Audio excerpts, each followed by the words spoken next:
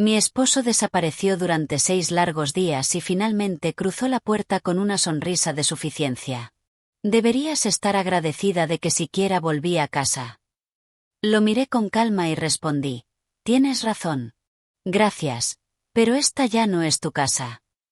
Entonces le entregué el sobre amarillo y observé cómo hasta la última gota de color abandonaba su rostro. Deberías estar agradecida de que siquiera volví a casa. Silas estaba plantado en nuestro recibidor después de 6 días de silencio absoluto, con aspecto descansado y radiante, esperando gratitud por regresar de la aventura que yo ya había documentado. Creía que seguía siendo la esposa complaciente que ignoraría una colonia que ella no compró y mentiras sobre congresos que jamás existieron. Se equivocaba. Pero para entender cuán catastróficamente se equivocaba, necesito llevarlos 3 meses atrás, a cuando todavía creía en el matrimonio que pensaba tener. A cuando todavía era Eliza Brennan, la que inventaba excusas para conductas sospechosas y se convencía de que confiar significaba no hacer preguntas incómodas. Antes de descubrir que los cimientos de 12 años juntos se habían estado disolviendo en silencio mientras yo estaba demasiado ocupada manteniendo las apariencias como para notar las grietas. Antes de continuar, quiero agradecerles por estar aquí y compartir estas historias de resiliencia y fortaleza estratégica. Si creen que la traición merece rendición de cuentas y que protegerse a uno mismo importa, consideren suscribirse. Es gratis y nos ayuda a llegar a más personas que necesitan escuchar esto. Ahora, veamos cómo se desarrolla todo. Mi nombre es Eliza Brennan y soy consultora de marketing en Chicago, especializada en estrategia de marca para empresas medianas que navegan la transformación digital. Durante 7 años estuve casada con Silas Montgomery, arquitecto en Morrison & Associates, una de las firmas de diseño más respetadas de la ciudad. Antes de casarnos, habíamos salido 5 años, lo que significaba que llevábamos 12 años en total construyendo lo que yo creía una alianza inquebrantable. Tiempo suficiente para creer que conoces a alguien por completo. Tiempo suficiente para estar devastadoramente equivocada. Nos conocimos en una producción de teatro comunitario en nuestro barrio, donde yo manejaba la publicidad y él construía la escenografía. Recuerdo haberlo observado trabajar durante los ensayos, la precisión meticulosa con la que medía la madera y ensamblaba las estructuras que se convertirían en el mundo temporal de la obra. Se acercó a mí durante un descanso, todavía con aserrín pegado a la camisa, y me preguntó si quería un café. Hablamos durante 3 horas en una cafetería a 2 cuadras del teatro, dibujando sueños y planes a futuro en servilletas de papel que ambos guardamos durante meses como si fueran reliquias preciadas que marcaban el inicio de algo importante. Aquellos primeros años estuvieron definidos por una lucha hermosa. Silas intentaba establecerse como arquitecto en un mercado brutalmente competitivo, aceptando proyectos que pagaban poco pero fortalecían su portafolio y su reputación. Yo escalaba de consultora junior a estratega senior, trabajando jornadas de 16 horas para demostrar que era indispensable ante clientes que inicialmente cuestionaban si alguien de mi edad podía aportar valor estratégico. Sobrevivíamos a base de comida para llevar y ambición compartida, celebrando pequeñas victorias con champán que apenas podíamos costear y cenas íntimas en nuestro diminuto departamento donde la cocina y la sala ocupaban el mismo espacio de 12 metros cuadrados. Mi madre lo había desaprobado al principio, calificando la carrera de Silas como inestable y cuestionando si un arquitecto podía ofrecer la seguridad que ella había imaginado para mi futuro. Le demostramos que estaba equivocada, juntos. O eso creí en su momento. Para cuando nos casamos, ambos habíamos alcanzado versiones del éxito que se sentían ganadas con esfuerzo y profundamente compartidas. Silas había conseguido su puesto en Morrison & Associates, donde eventualmente ascendió a diseñador senior. Mi práctica de consultoría había crecido hasta el punto de manejar contratos de 6 cifras y rechazar proyectos porque mi agenda no daba para más. Nos mudamos a un condominio de 2 habitaciones con ventanales del piso al techo que daban a la ciudad, un espacio que amueblamos gradualmente con piezas que representaban nuestra estética conjunta. No era lujoso en absoluto, pero sí cómodo e innegablemente nuestro. El condominio se había comprado principalmente con dinero de una herencia que recibí de mi abuela, un detalle que más adelante resultaría legalmente significativo de maneras que no podía haber anticipado durante aquellos años optimistas. Nuestra vida juntos había desarrollado ritmos que parecían la arquitectura de una alianza genuina. Los sábados por la mañana estaban reservados para el mercado de productores cerca de Lincoln Park, donde Silas seleccionaba verduras con la misma atención cuidadosa que aplicaba a los materiales de construcción, mientras yo cargaba las bolsas reutilizables y comentaba sin parar sobre el precio absurdo de la colrizada orgánica. Los viernes por la noche eran noche de película con comida del restaurante tailandés de la esquina. Su elección de película alternaba con la mía en un sistema democrático que habíamos mantenido durante años. Organizábamos cenas donde los amigos nos llamaban regularmente la pareja que hace que el matrimonio parezca fácil. Un cumplido que yo aceptaba con orgullo y que ahora se sentía como evidencia de mi propia ceguera voluntaria. Yo atesoraba sobre todo las pequeñas intimidades. La manera en que Silas leía en voz alta pasajes de revistas de arquitectura mientras yo trabajaba en presentaciones para clientes en la mesa del comedor, compartiendo conceptos de diseño interesantes como si fueran tesoros que quería que yo apreciara. Nuestros chistes internos acumulados y referencias que nos hacían sentir que hablábamos un idioma privado que solo nosotros entendíamos. El silencio cómodo de dos personas que no necesitaban conversación constante para sentirse conectadas. Esos detalles habían constituido mi evidencia de que nuestro matrimonio era sólido, funcional, tal vez incluso envidiable para otros que luchaban con la dinámica de pareja. Los cambios habían comenzado aproximadamente 3 meses antes de aquella confrontación devastadora en la puerta. Sutiles al principio, fáciles de racionalizar por separado, pero formando un patrón que yo había elegido activamente no reconocer como significativo hasta que la evidencia se volvió imposible de ignorar.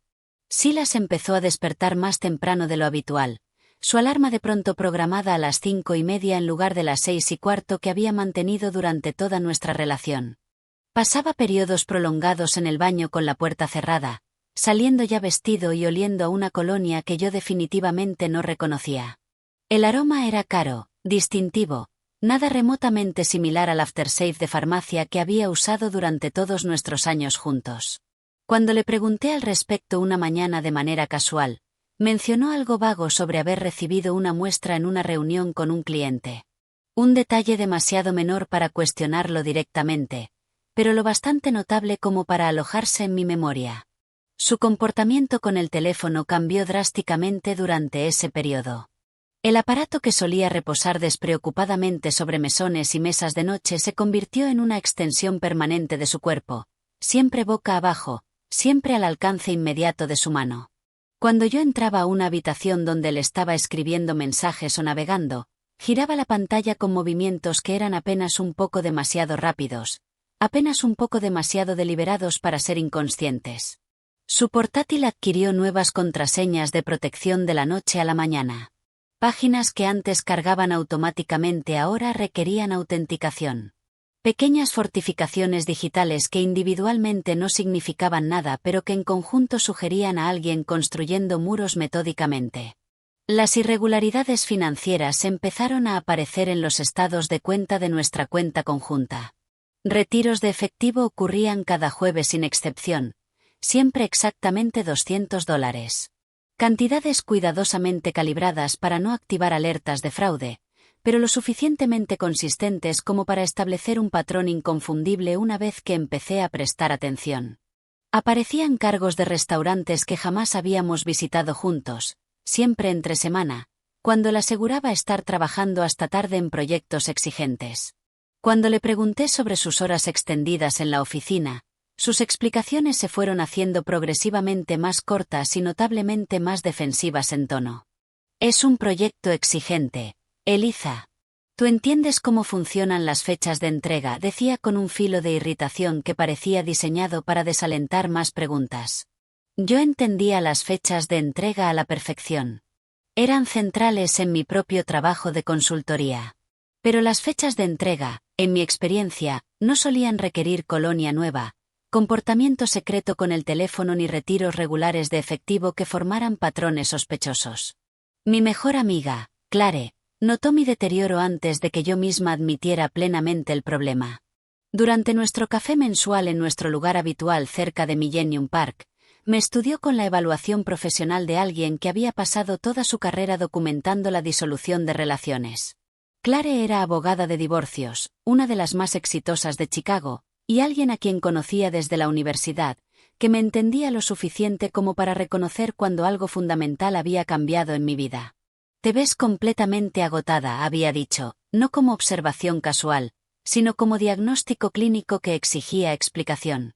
¿Qué te está pasando realmente? Me encontré confesando detalles que no había planeado conscientemente compartir con nadie.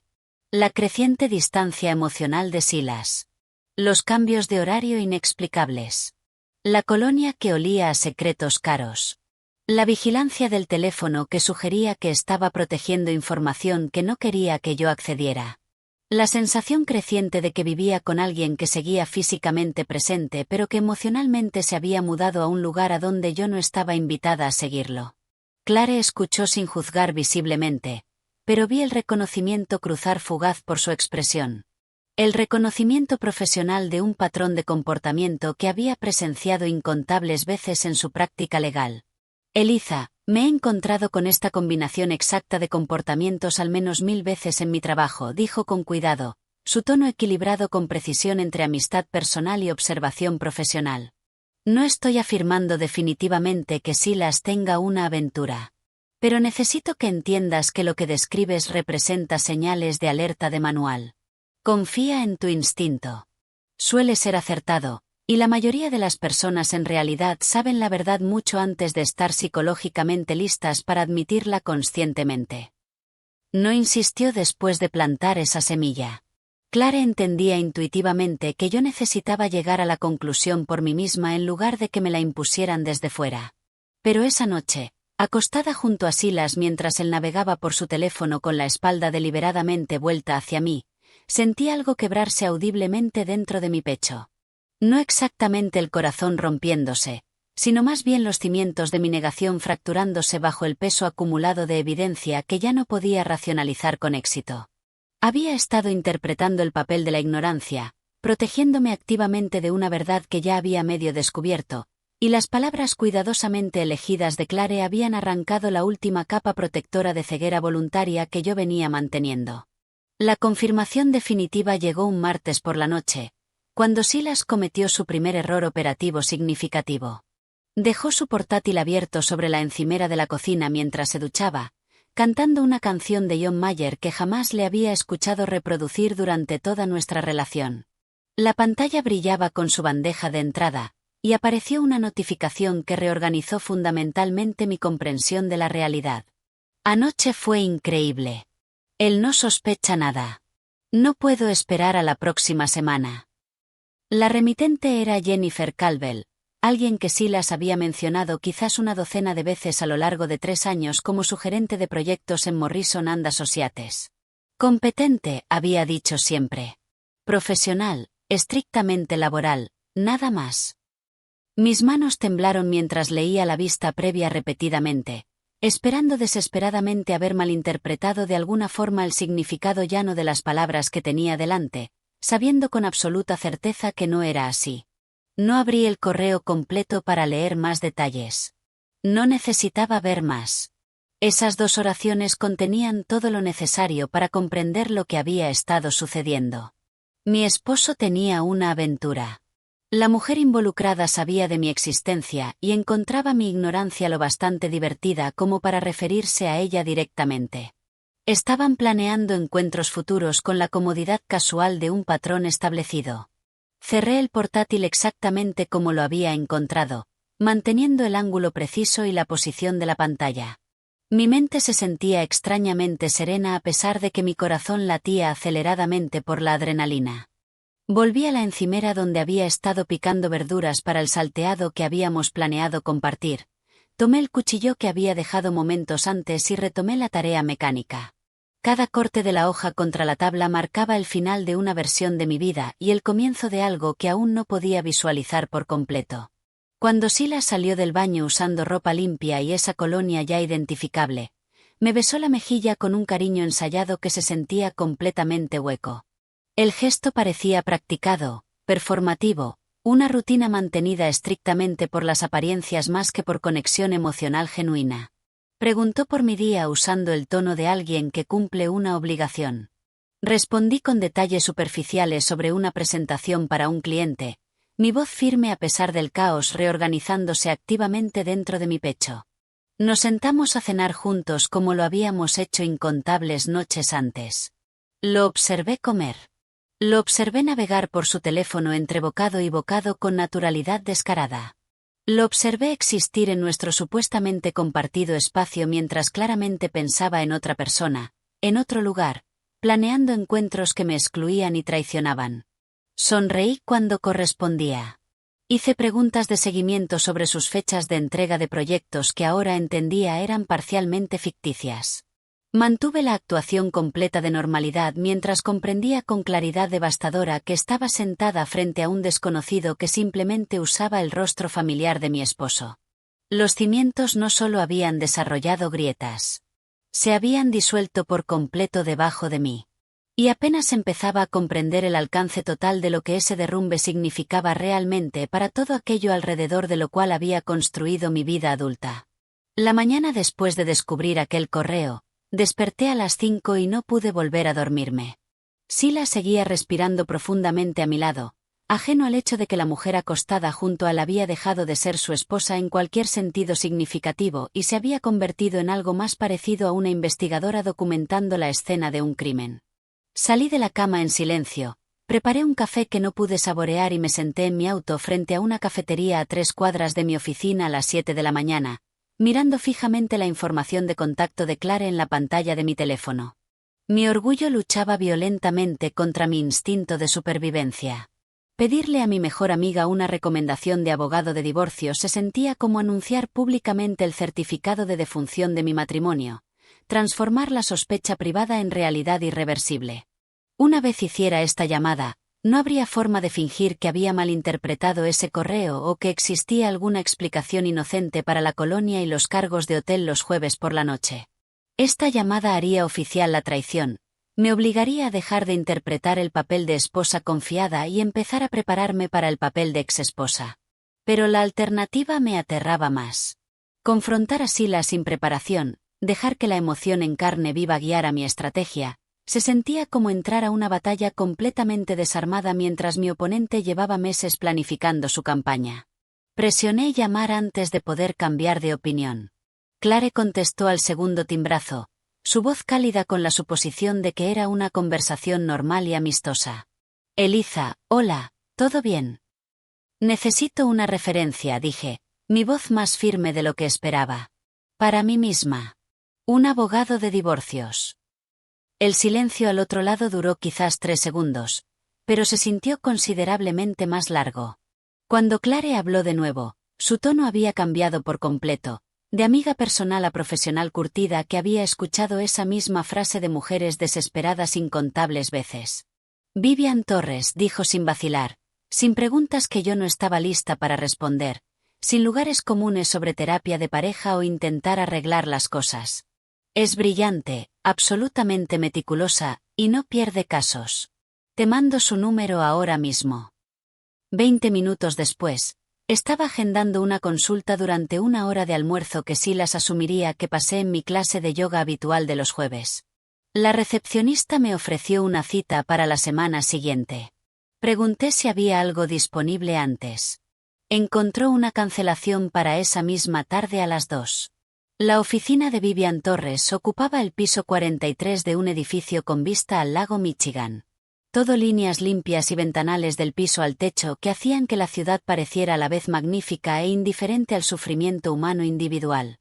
Vivian misma era una mujer de mirada afilada, a mediados de sus 50, con cabello plateado cortado en un bob preciso y un aire directo que de alguna manera me hacía sentir más segura a pesar de estar discutiendo el colapso de mi matrimonio con una completa desconocida.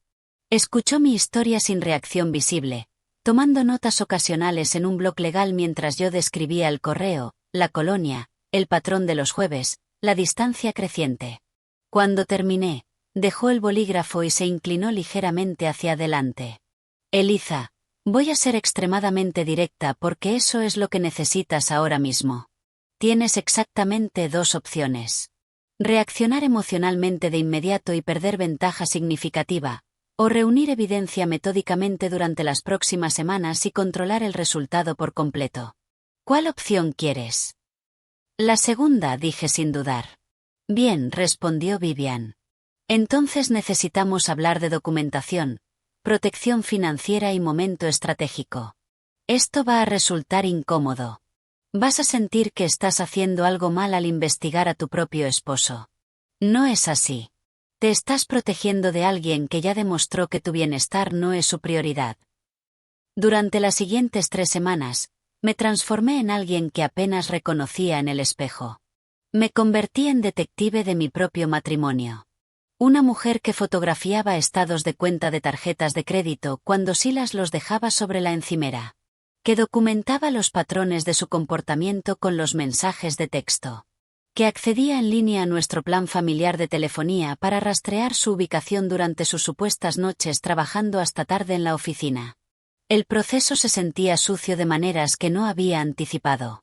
Había pasado 12 años construyendo confianza con este hombre, y ahora estaba desmantelando sistemáticamente esa confianza desde adentro mientras fingía que nada había cambiado. Pero las palabras de Vivian resonaban constantemente durante los momentos en que la culpa amenazaba con descarrilar mi determinación. La documentación es protección. No estás violando su privacidad. Estás reuniendo evidencia de cómo él violó su alianza. Los estados de cuenta revelaron un patrón que me revolvió el estómago. Silas había estado visitando el Hotel Boutique Lakeside cada jueves por la noche durante los últimos 4 meses. Cargando habitaciones a nuestra tarjeta de crédito conjunta a $175 por visita.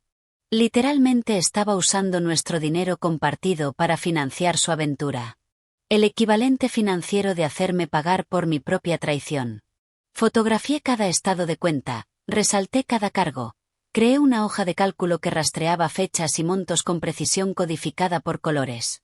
Los retiros de efectivo formaban su propio patrón condenatorio. Cada miércoles, sin falta, Silas retiraba exactamente $200 de nuestra cuenta conjunta en un cajero automático cerca de su oficina.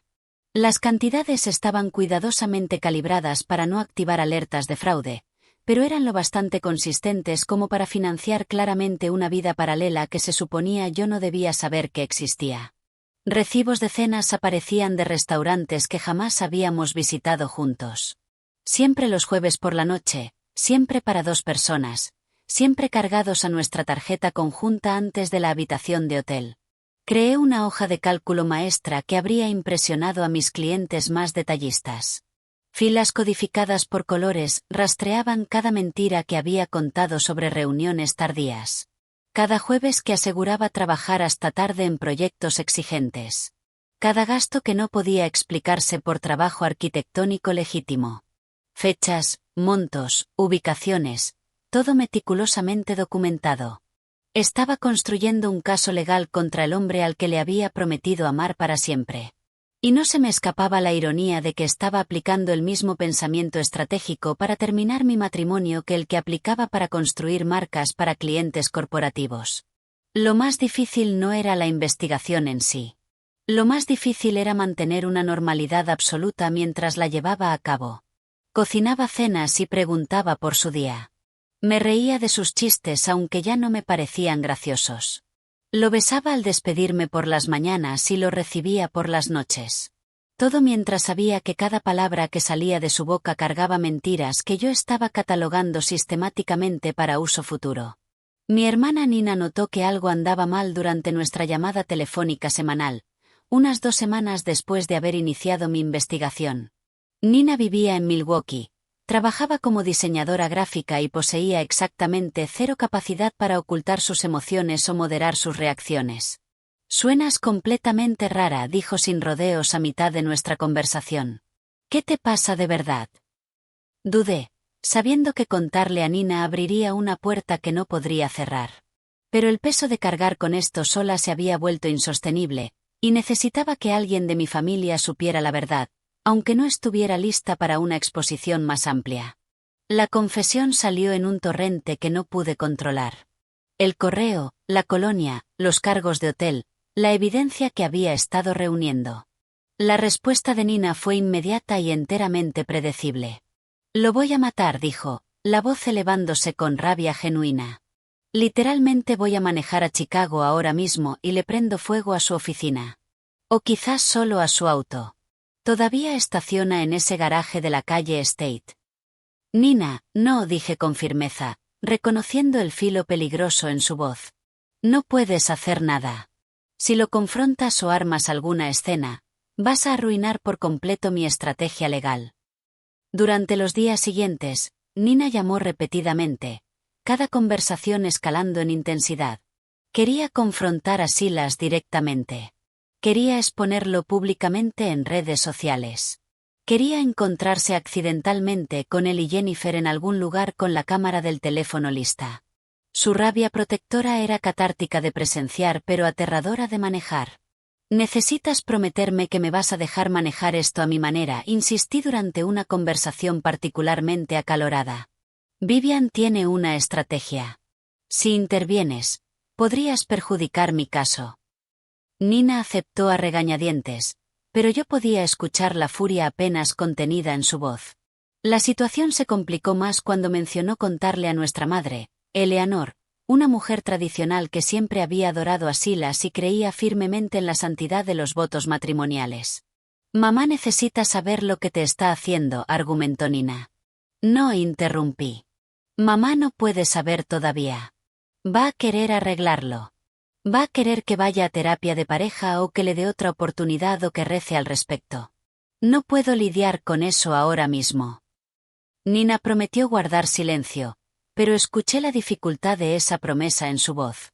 Mi hermana nunca había sido buena guardando secretos, especialmente los que la hacían enojar. El avance en mi investigación llegó cuando Vivian recomendó a un investigador privado llamado Marcus Webb. Marcus era un exdetective de la policía de Chicago que había hecho la transición a la investigación privada especializándose en casos maritales.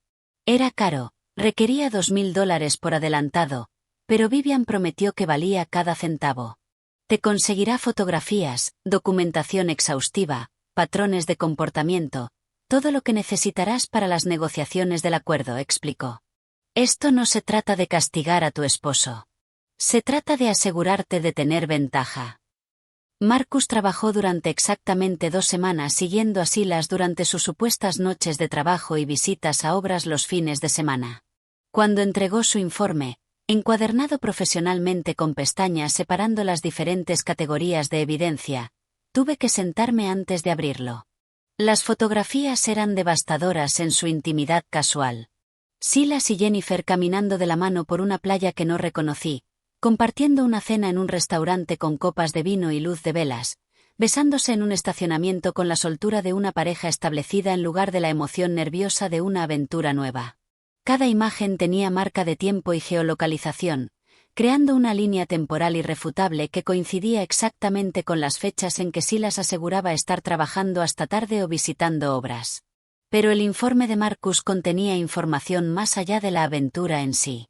Descubrió que Silas había estado alquilando una cabaña junto al lago a 40 minutos de Chicago durante los últimos 6 meses. El contrato de alquiler estaba a su nombre, pagado con nuestra tarjeta de crédito conjunta. Una propiedad de escapada romántica que había estado usando para encuentros prolongados de los que yo no sabía absolutamente nada. El análisis financiero que Marcus incluyó fue lo que más dolió.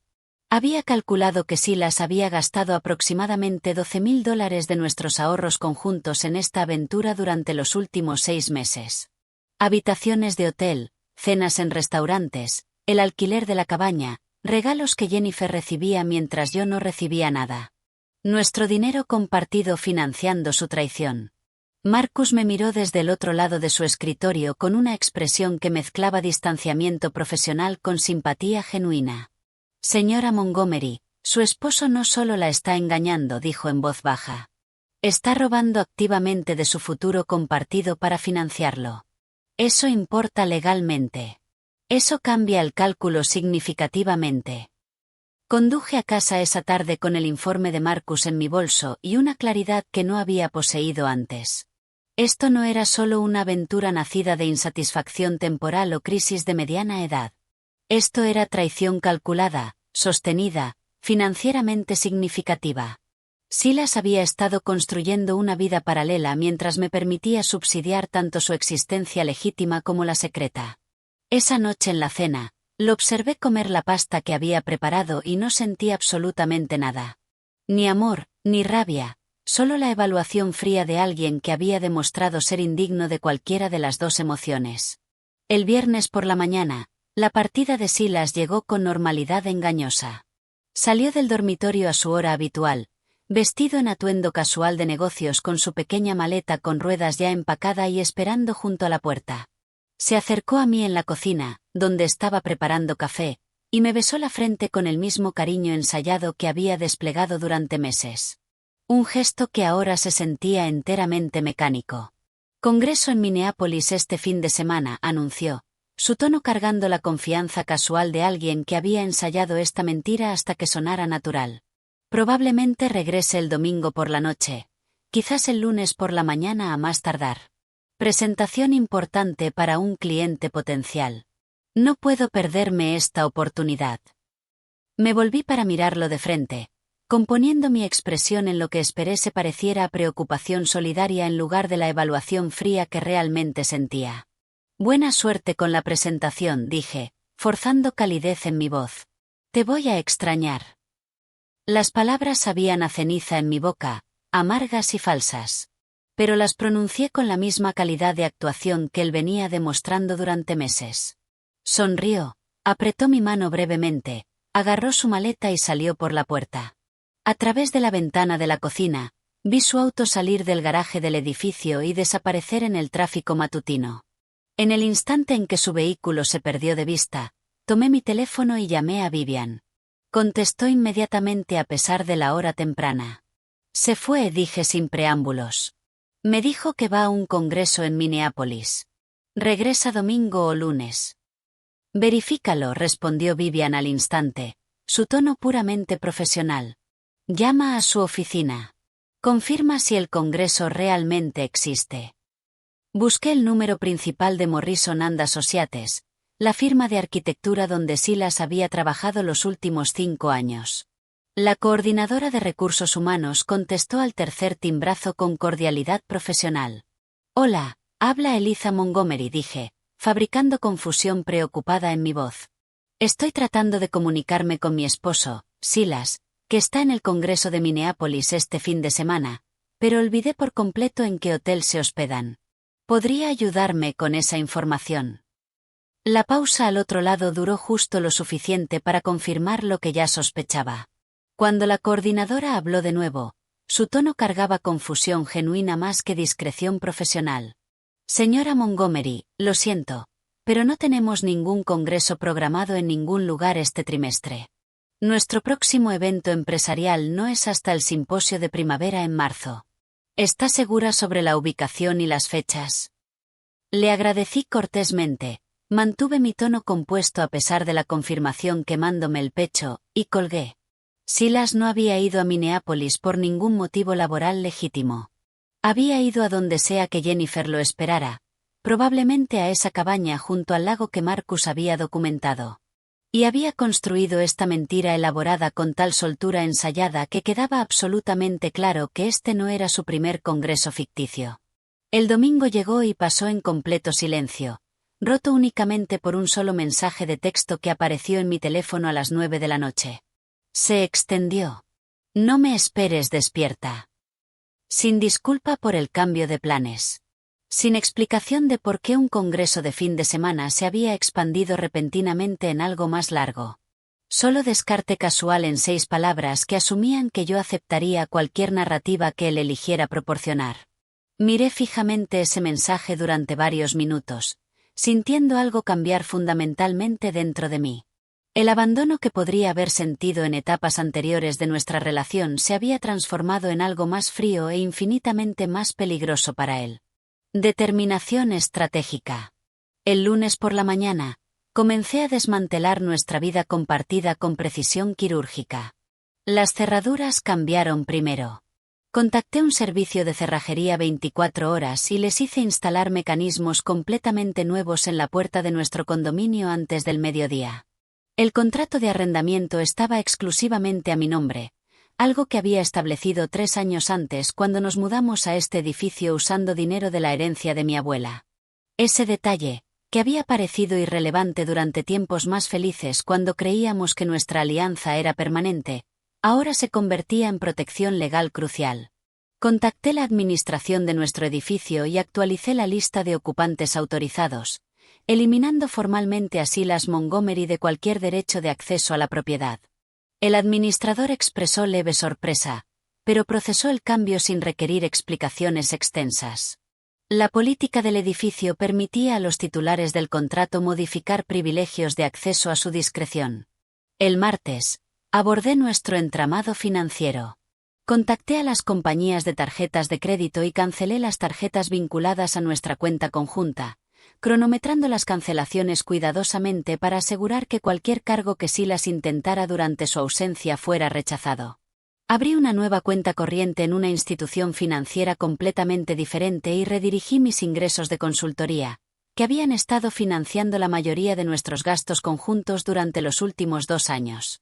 Cada transferencia fue documentada meticulosamente con notas explicando que estaba protegiendo activos maritales de mayor disipación debido a sospecha de conducta indebida. El miércoles trajo la tarea emocionalmente compleja de empacar sus pertenencias. Recorrí nuestro condominio metódicamente, recogiendo su ropa del armario que habíamos compartido, sus artículos de tocador del baño, sus libros de arquitectura de los estantes que él mismo había instalado 3 años atrás. Su colección de revistas de diseño, sus instrumentos de dibujo, sus fotografías enmarcadas de proyectos que había completado. Todo fue a parar a cajas que apilé en la habitación de invitados con la eficiencia sistemática de alguien catalogando objetos para almacenamiento permanente. Cada artículo que empacaba cargaba recuerdos que querían salir a la superficie. La camisa que usó en nuestro viaje de aniversario a Michigan. El reloj que le regalé por su cumpleaños hacía 2 años. El cuaderno de bocetos donde dibujaba conceptos preliminares para proyectos mientras nos sentábamos juntos en domingos perezosos por la mañana.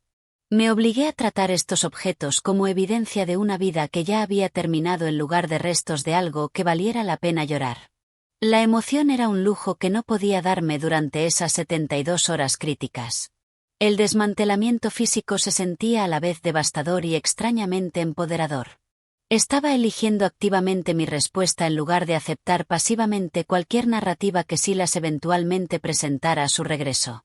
12 años de alianza acumulada comprimidos en cajas y cambios de póliza.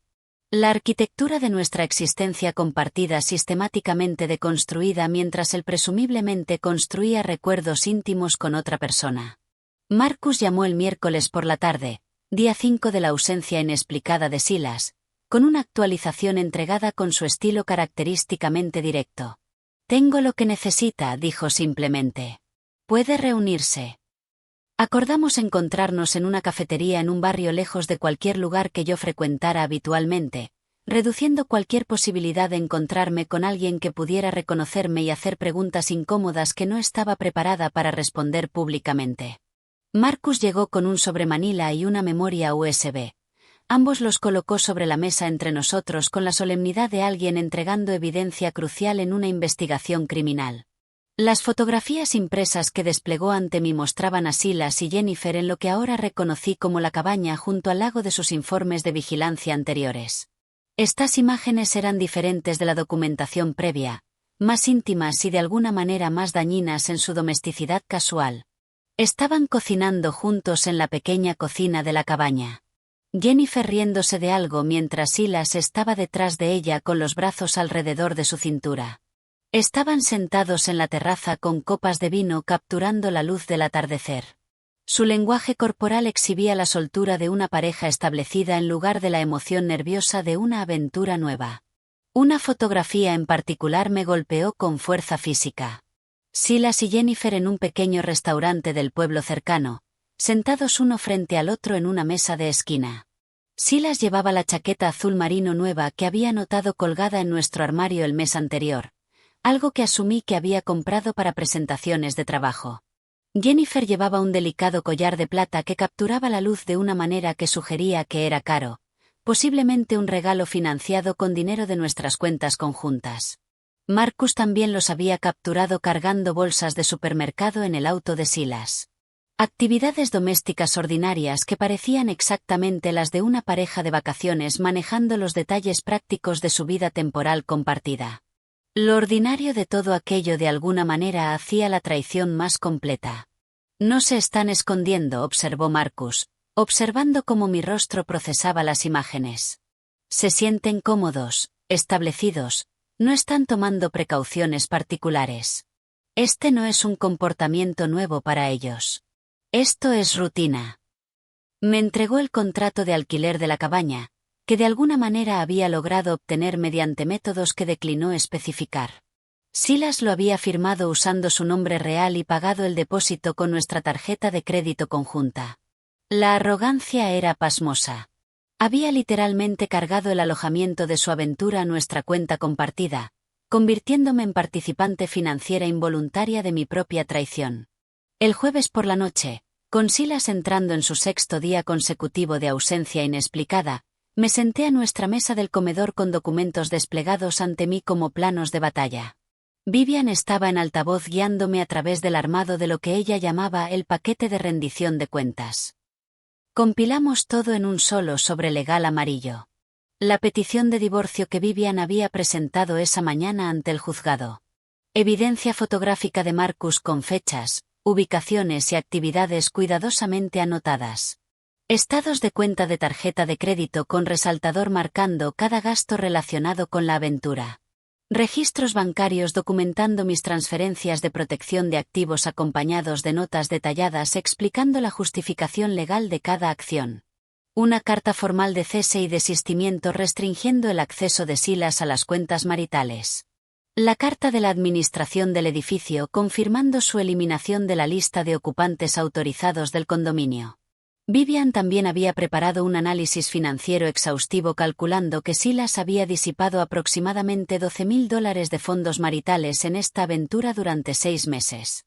Cargos de hotel, cuentas de restaurantes, el alquiler de la cabaña, regalos, todo desglosado con la precisión de una auditoría forense. Esta documentación se convertiría en pieza central de los argumentos de división de bienes. Este es tu póliza de seguro, explicó Vivian, su voz cargando satisfacción profesional. Cuando regrese, y absolutamente va a regresar porque hombres como este siempre asumen que pueden manejar múltiples realidades indefinidamente, le entregas este sobre. No discutas. No expliques. No te involucres emocionalmente. Solo dáselo y observa cómo su comprensión de la situación se reinicia por completo en tiempo real. Sellé el sobre amarillo y lo coloqué con precisión en el centro de nuestra mesa de café, posicionado donde sería inmediatamente visible para cualquiera que entrara al condominio. Reposó allí como una mina esperando ser activada, como una bomba con temporizador programado para detonar en el momento en que Silas cruzara la puerta que ya no tenía llaves para abrir. Esa noche, dormí mejor de lo que había dormido en meses. No por felicidad ni satisfacción, sino por el alivio profundo de saber que había convertido el dolor en estrategia y el duelo en protección. Había pasado 6 días construyendo consecuencias, mientras Silas había pasado 6 días creyendo que las consecuencias no le aplicaban a él. El viernes por la noche llegó con el peso de lo inevitable. Había pasado el día trabajando desde casa, intentando concentrarme en presentaciones para clientes mientras mi atención derivaba constantemente hacia el sobre amarillo posicionado con precisión en el centro de la mesa de café. Alrededor de las 6, escuché el sonido inconfundible de una llave intentando girar en una cerradura que ya no la reconocía. El raspado metálico continuó durante varios segundos, la confusión evidente en los intentos cada vez más forzados, y después silencio. 30 segundos más tarde, mi teléfono vibró con un mensaje de texto entrante. Estoy afuera. La cerradura no funciona. Me levanté despacio, tomé el sobre amarillo y caminé hacia la puerta con pasos medidos. A través de la mirilla, observé a Silas de pie en el pasillo con su pequeño bolso de viaje, sin parecerse en nada a un hombre que acababa de pasar 6 días haciendo algo digno de culpa o vergüenza. Su cabello estaba recién cortado, peinado diferente a lo habitual. Llevaba un suéter gris carbón que yo nunca había visto, combinado con jeans que también parecían nuevos. Su apariencia entera sugería a alguien regresando de unas vacaciones rejuvenecedoras en lugar de un engaño prolongado. Tomé un respiro deliberado, estabilicé mis manos alrededor del sobre y abrí la puerta. Verlo parado ahí, viéndose tan absolutamente cómodo e imperturbable, casi fracturó la compostura que había estado construyendo cuidadosamente para este momento exacto. No porque lo extrañara o sintiera afecto residual, sino porque la ausencia total de culpa en su rostro confirmaba todo lo que había llegado a comprender sobre la persona en que se había convertido, o quizás la que siempre había sido debajo de la actuación que confundí con alianza genuina. Su expresión registraba molestia leve en lugar de contrición, como si la cerradura que no funcionaba representara la inconveniencia principal de su velada. Sus ojos encontraron los míos con la naturalidad descarada de alguien que jamás había considerado seriamente que las acciones pudieran generar consecuencias. Entonces pronunció las palabras que cristalizarían permanentemente mi comprensión de cuán completamente nuestras realidades habían divergido. Deberías estar agradecida de que siquiera volví a casa. Honestamente, Eliza, después de la semana que tuve, regresar aquí se siente como un sacrificio. El descaro momentáneamente me robó la capacidad de responder. Había desaparecido durante 6 días consecutivos con una historia fabricada sobre un congreso que no existía. Había pasado ese tiempo en una cabaña junto al lago con su gerente de proyectos, manteniendo la aventura que yo llevaba meses documentando. Y ahora se plantaba en nuestro pasillo enmarcando su regreso como un gesto magnánimo que yo debía recibir con gratitud. Por una fracción de segundo, sentí el impulso profundamente arraigado de complacer, de suavizar la tensión, de priorizar su comodidad sobre mi propia realidad. Ese impulso había sido entrenado en mí a lo largo de años de convivencia donde mantener la paz se había vuelto gradualmente más importante que mantener la verdad. Pero el peso del sobre en mis manos me ancló a la estrategia que Vivian y yo habíamos construido. Tienes razón, dije, manteniendo mi voz nivelada y desprovista de emoción. Gracias por volver a casa. Pero esta ya no es tu casa. Extendí el sobre amarillo hacia él, sosteniéndolo en el espacio entre nosotros como una frontera física que marcaba territorio que él ya no tenía permiso de cruzar. Tu paquete de finiquito anticipado. Todo lo que necesitas saber está adentro. Silas tomó el sobre con la confianza de alguien que todavía creía fundamentalmente que controlaba la narrativa de nuestra relación. Lo rasgó sin particular cuidado, con la misma indiferencia casual que aplicaría al abrir correspondencia rutinaria, y comenzó a escanear la primera página. Observé su rostro transformarse en tiempo real, una clase magistral en la manifestación física de la comprensión que amanece. La confusión apareció primero mientras sus ojos recorrían el lenguaje legal de la petición de divorcio que Vivian había presentado. Luego la comprensión cuando pasó a la segunda página y encontró la primera de las fotografías de Marcus mostrándolo con Jennifer en la cabaña junto al lago.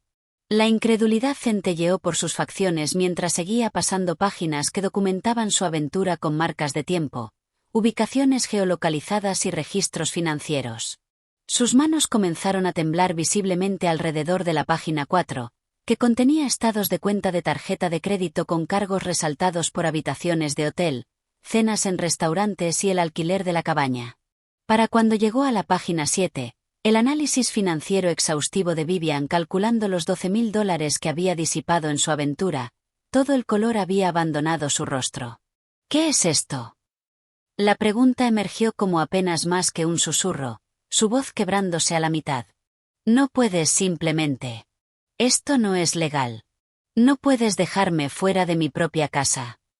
Me recargué contra el marco de la puerta, manteniendo la compostura cuidadosa que había practicado mentalmente durante semanas. En realidad, este condominio está exclusivamente a mi nombre.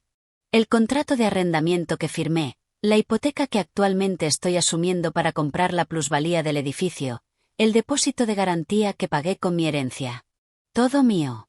Has estado viviendo aquí como mi invitado durante los últimos 3 años, aunque admito que esa distinción legal parecía irrelevante cuando realmente funcionábamos como pareja. Tiempo pasado.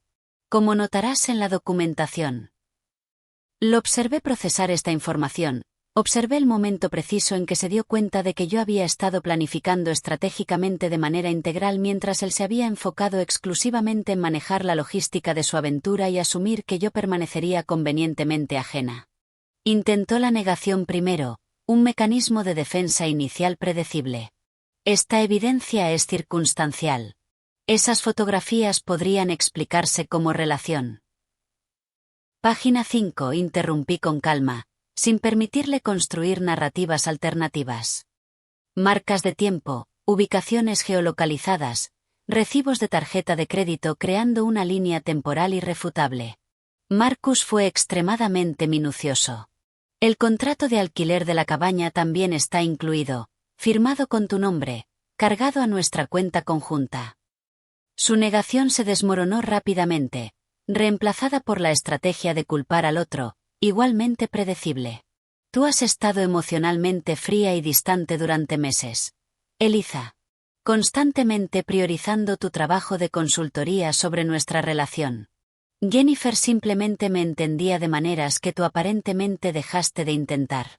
Ella sí escuchaba cuando hablaba de mis proyectos en lugar de tratar mi carrera como ruido de fondo para tus propias ambiciones. Lo dejé completar la acusación entera sin interrumpir, reconociéndola como el guión estándar de alguien que intenta redistribuir la responsabilidad por decisiones que tomó unilateralmente.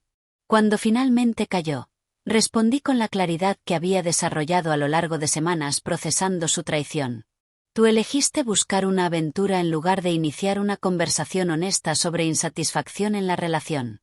Elegiste construir mentiras elaboradas en lugar de irte con integridad.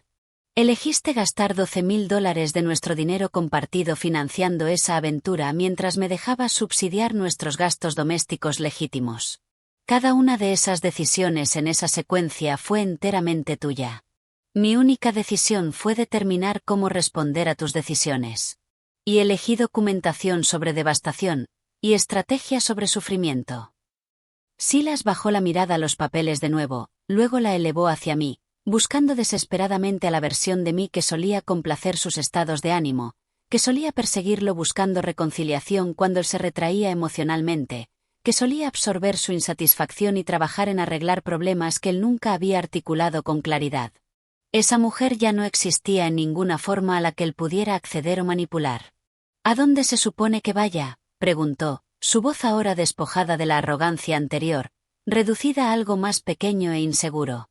Esa es una excelente pregunta que debiste haber considerado antes de pasar una semana en una cabaña junto al lago con Jennifer, cargando la escapada romántica entera a nuestra tarjeta de crédito conjunta, respondí con ecuanimidad. Tus pertenencias están empacadas sistemáticamente en la habitación de invitados.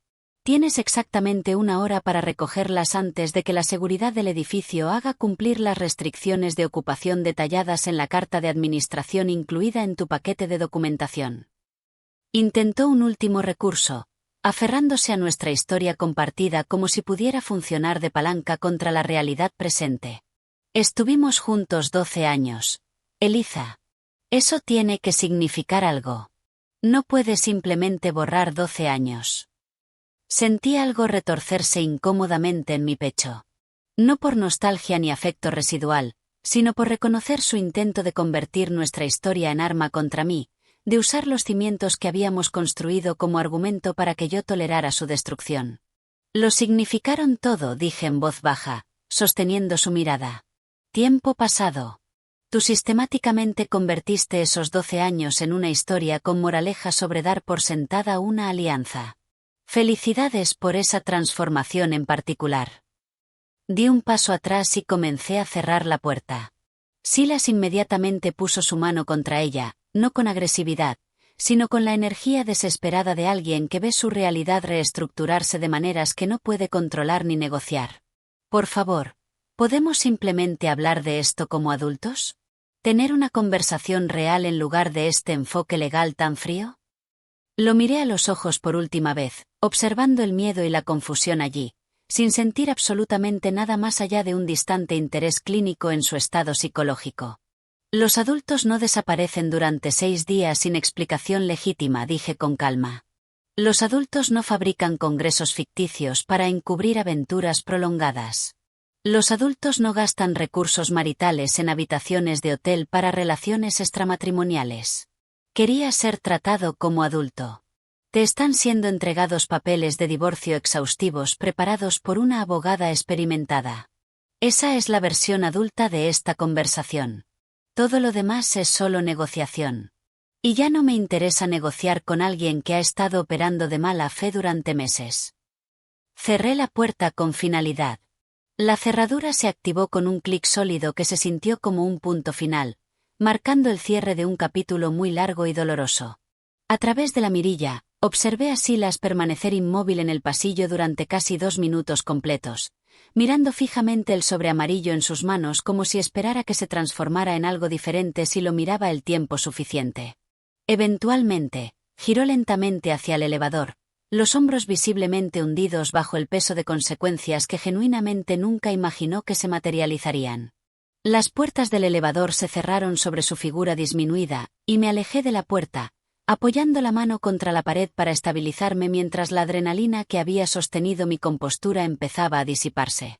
Se había acabado. La confrontación que había estado preparando estratégicamente había concluido exactamente como Vivian predijo.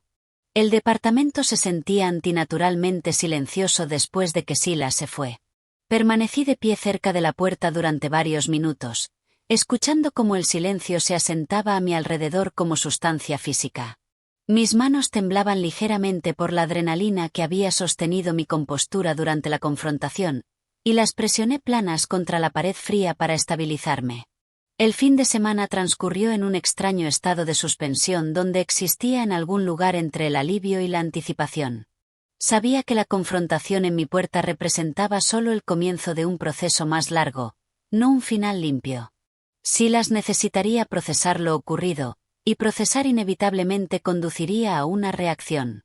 El lunes por la mañana llegó con acontecimientos inesperados que confirmaron mis instintos sobre las consecuencias extendiéndose más allá de nuestra disolución privada. Mi teléfono sonó a las 10:15 con una llamada de un número desconocido con código de área del centro de Chicago.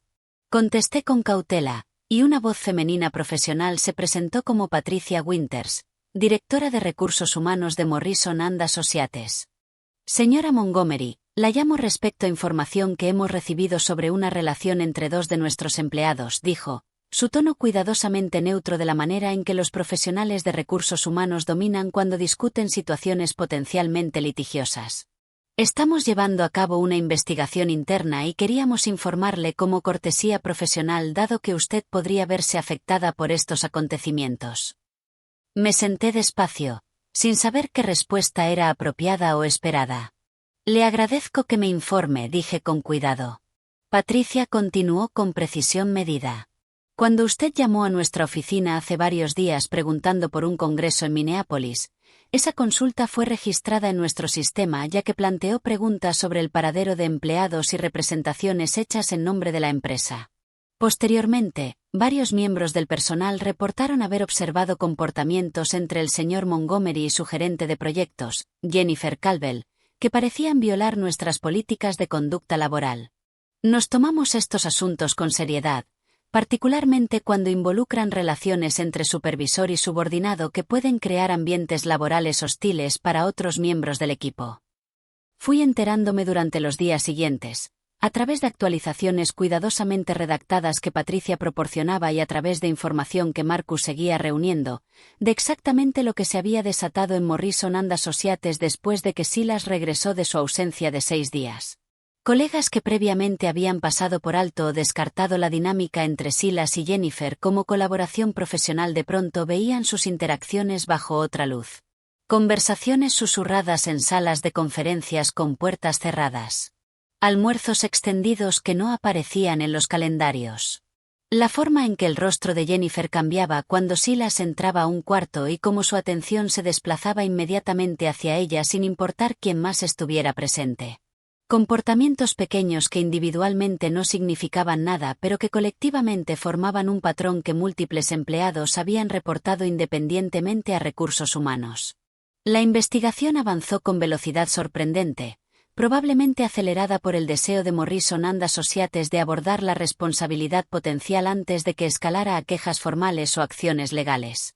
Jennifer, como subordinada directa de Silas, estaba en clara violación de la política de la empresa sobre relaciones sentimentales que prohibía explícitamente vínculos románticos dentro de las estructuras de reporte.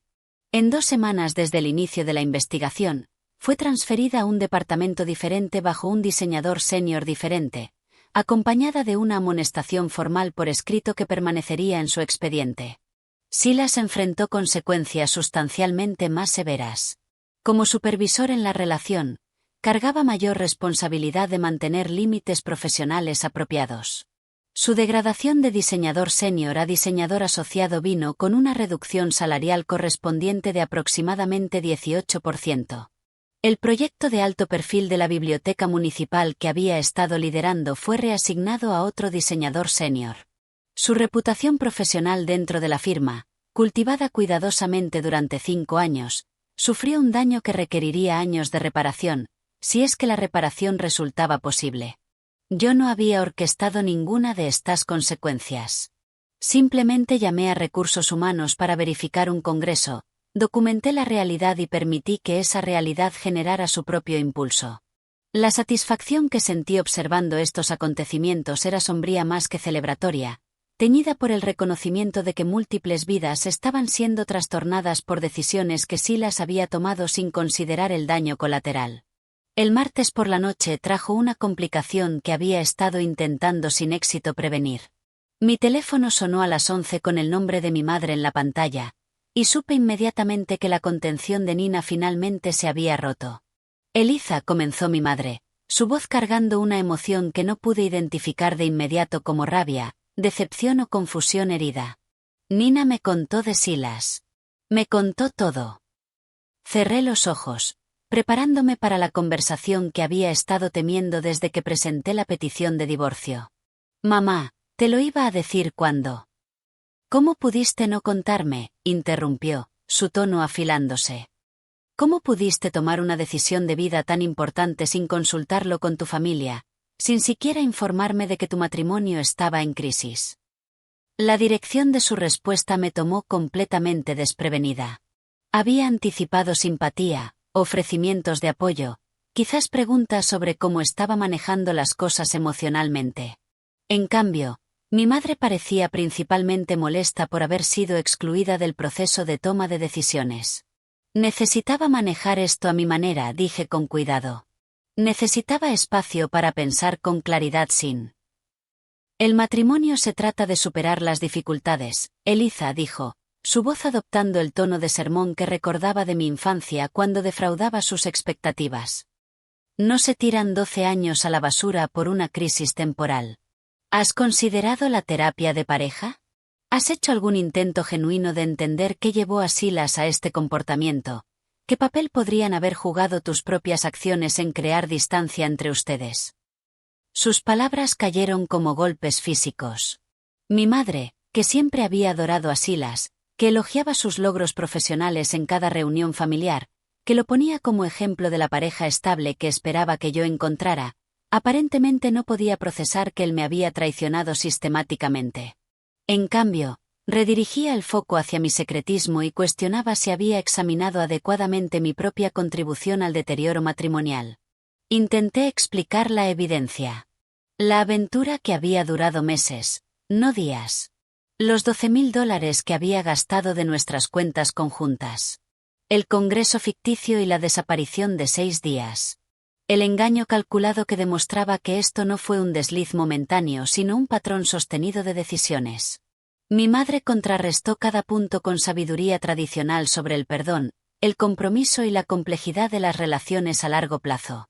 Todo el mundo comete errores, Eliza.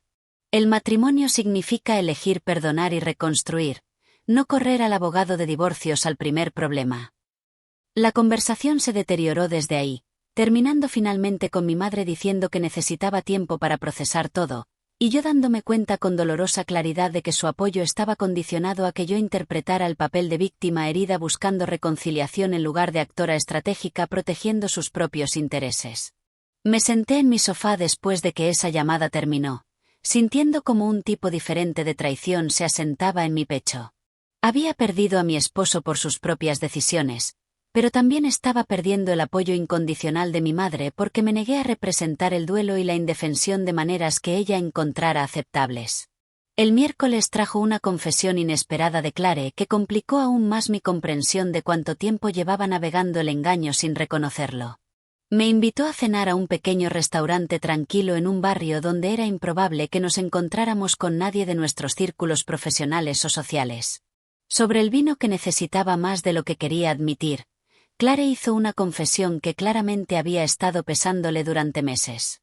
Eliza, necesito contarte algo que debí haber mencionado hace mucho tiempo, comenzó, su rostro mostrando el tipo de culpa genuina que no se puede fabricar. En diciembre pasado, probablemente alrededor del 10 u 11, vi a Silas almorzando con una mujer en ese restaurante italiano de la calle Randolph. Rossetti, el que tiene los reservados privados al fondo. Hizo una pausa, reuniendo valor para continuar. Estaban sentados en uno de esos reservados, muy cerca uno del otro, y algo en su lenguaje corporal me pareció mal. La manera en que se inclinaban el uno hacia el otro, la manera en que ella se reía, la manera en que él la miraba. Me convencí de que estaba malinterpretando la situación, de que no debía sembrar sospechas en tu matrimonio sin pruebas concretas, de que quizás era solo una colega y estaban discutiendo trabajo de manera relajada. Clare encontró mis ojos con angustia visible. Cuando me llamaste pidiéndome una referencia de abogado de divorcios, todo encajó de inmediato. Había presenciado la aventura en sus etapas iniciales y no dije absolutamente nada. Me convencí de que te estaba protegiendo de sospechas potencialmente infundadas, pero en realidad solo estaba evitando una conversación incómoda. No supe cómo procesar esta información. Parte de mí se sentía traicionada por sus meses de silencio. Parte de mí comprendía la posición imposible que había ocupado, atrapada entre potencialmente destruir mi confianza en mi matrimonio basándose en una observación ambigua y potencialmente permitirme seguir invirtiendo en una relación que ya estaba comprometida.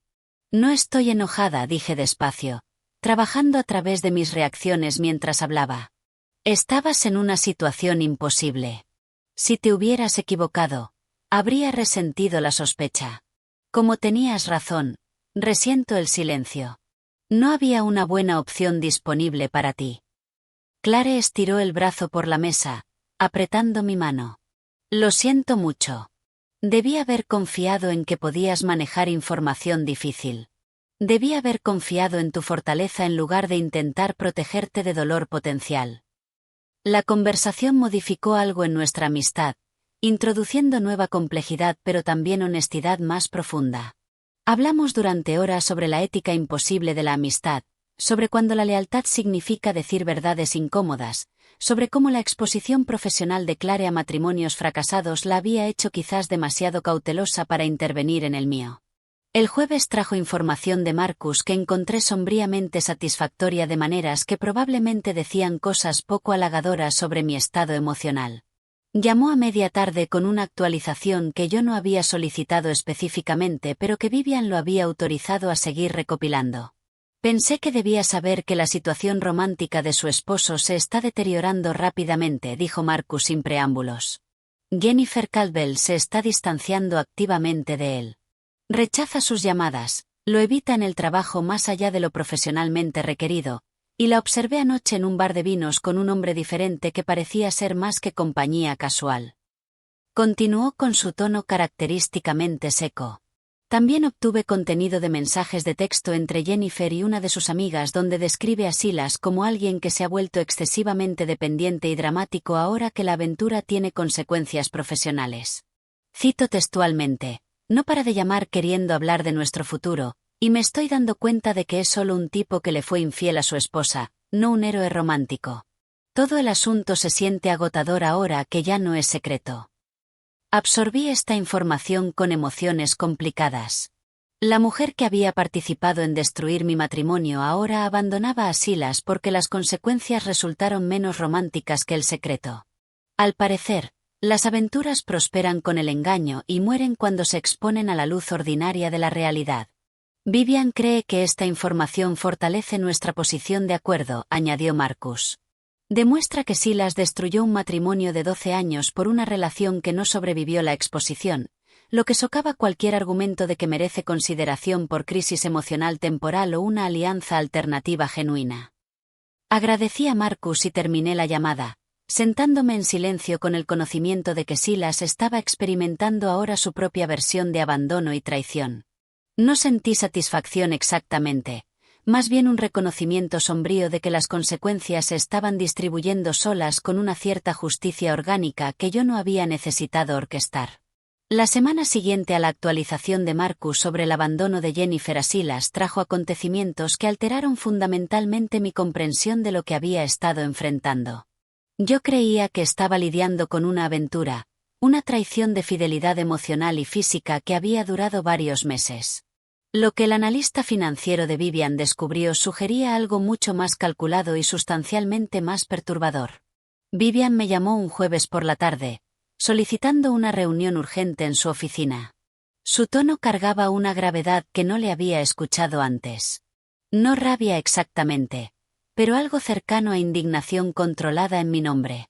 Llegué en menos de una hora, y tenía estados de cuenta bancarios y registros financieros desplegados sobre su mesa de conferencias como evidencia en un juicio penal. Eliza, mi contador forense encontró algo durante el proceso de descubrimiento de activos, comenzó Vivian sin preámbulos. Silas no solo tuvo una aventura.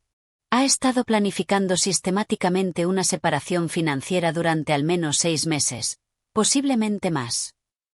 Deslizó varios documentos hacia mí. Estados de cuenta de una cuenta bancaria que yo nunca había visto, abierta en una institución que jamás habíamos usado juntos, exclusivamente a nombre de Silas. La cuenta había sido establecida a principios de marzo, aproximadamente 7 meses antes de su desaparición de 6 días. A lo largo de esos meses, había estado redirigiendo porciones de sus bonos trimestrales e ingresos por consultoría freelance a esta cuenta oculta en lugar de depositarlos en nuestras finanzas conjuntas como siempre había hecho. El saldo actual era de $28.417. Me quedé mirando la cifra, mi cerebro luchando por procesar las implicaciones. $28.000 que deberían haber sido propiedad marital, que deberían haber estado contribuyendo a nuestros gastos domésticos compartidos y a la planificación del futuro, desviados secretamente a una cuenta de la que yo no sabía nada. Estaba construyendo un fondo de escape, dijo Vivian, su compostura profesional resquebrajándose ligeramente para revelar genuina indignación. Mientras tú pagabas la mayoría de los gastos del hogar con tus ingresos de consultoría, creyendo que contribuías a una estabilidad financiera compartida, él estaba construyendo una base financiera separada para cualquier vida que estuviera planeando sin ti. Sacó documentación adicional mostrando nuestros patrones de gastos domésticos durante el mismo periodo.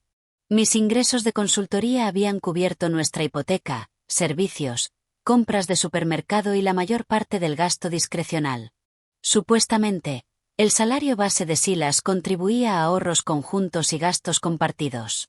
Pero el análisis forense revelaba que sus contribuciones reales habían disminuido sustancialmente a partir de marzo mientras su ingreso se había mantenido constante. La diferencia había fluido hacia la cuenta oculta. Esto no es infidelidad impulsiva, continuó Vivian. Esto es planificación financiera calculada para el abandono. La aventura con Jennifer no fue una crisis ni un quiebre temporal. Fue su audición para una nueva vida que había estado preparándose metódicamente para financiar con dinero que robó de su sociedad marital.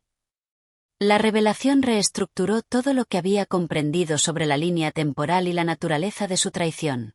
La cabaña junto al lago, las cenas caras en restaurantes, los regalos que Jennifer recibía. Todo financiado con dinero que él desvió de nuestro futuro compartido mientras me permitía subsidiar su existencia diaria. No solo había sido infiel. Había estado robando sistemáticamente de nuestra alianza para financiar su escape de ella. Conduje a casa desde la oficina de Vivian en un estado de furia gélida que se sentía cualitativamente diferente de cualquier cosa que hubiera experimentado durante las semanas anteriores. La traición de fidelidad era devastadora. La traición de confianza era profundamente dolorosa. Pero este nivel de engaño financiero calculado se sentía como una categoría completamente diferente de violación. El día siguiente trajo información de Marcus que añadió otra dimensión a mi comprensión de quién era realmente Silas debajo de la actuación que confundí con autenticidad genuina. Llamó a media mañana con un tono que sugería que estaba entregando información que sabía sería difícil de recibir. Entrevisté a varios excolegas de Silas como parte de la investigación de antecedentes para sus procedimientos de acuerdo, comenzó Marcus. Una de ellas, una mujer llamada Rebecca Harley que dejó Morrison and Associates hace unos 3 años, mencionó algo que me pareció lo bastante significativo como para darle seguimiento. Hizo una breve pausa antes de continuar. Cuando le pregunté sobre la reputación profesional y el carácter de Silas, Rebecca preguntó si esta investigación tenía que ver con su patrón de relaciones laborales. Sus palabras exactas fueron: sé que Jennifer no es la primera porque intentó lo mismo conmigo durante mi primer año en la firma. Marcus explicó que había realizado una entrevista de seguimiento con Rebecca, quien describió a Silas haciéndole avances persistentes durante sus primeros meses en Morrison and Associates cuando ella era diseñadora junior y el arquitecto de nivel medio. Ella lo rechazó clara y profesionalmente, y él eventualmente paró, pero la experiencia la había incomodado lo suficiente como para contribuir a su decisión de dejar la firma por un puesto en otro lugar.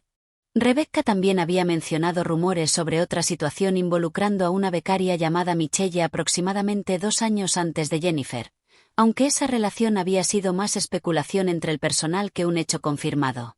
La línea temporal la habría ubicado durante un periodo en que Silas y yo aún estábamos casados, supuestamente comprometidos con nuestra alianza. No puedo probar definitivamente la situación con Michelle, dijo Marcus con cuidado.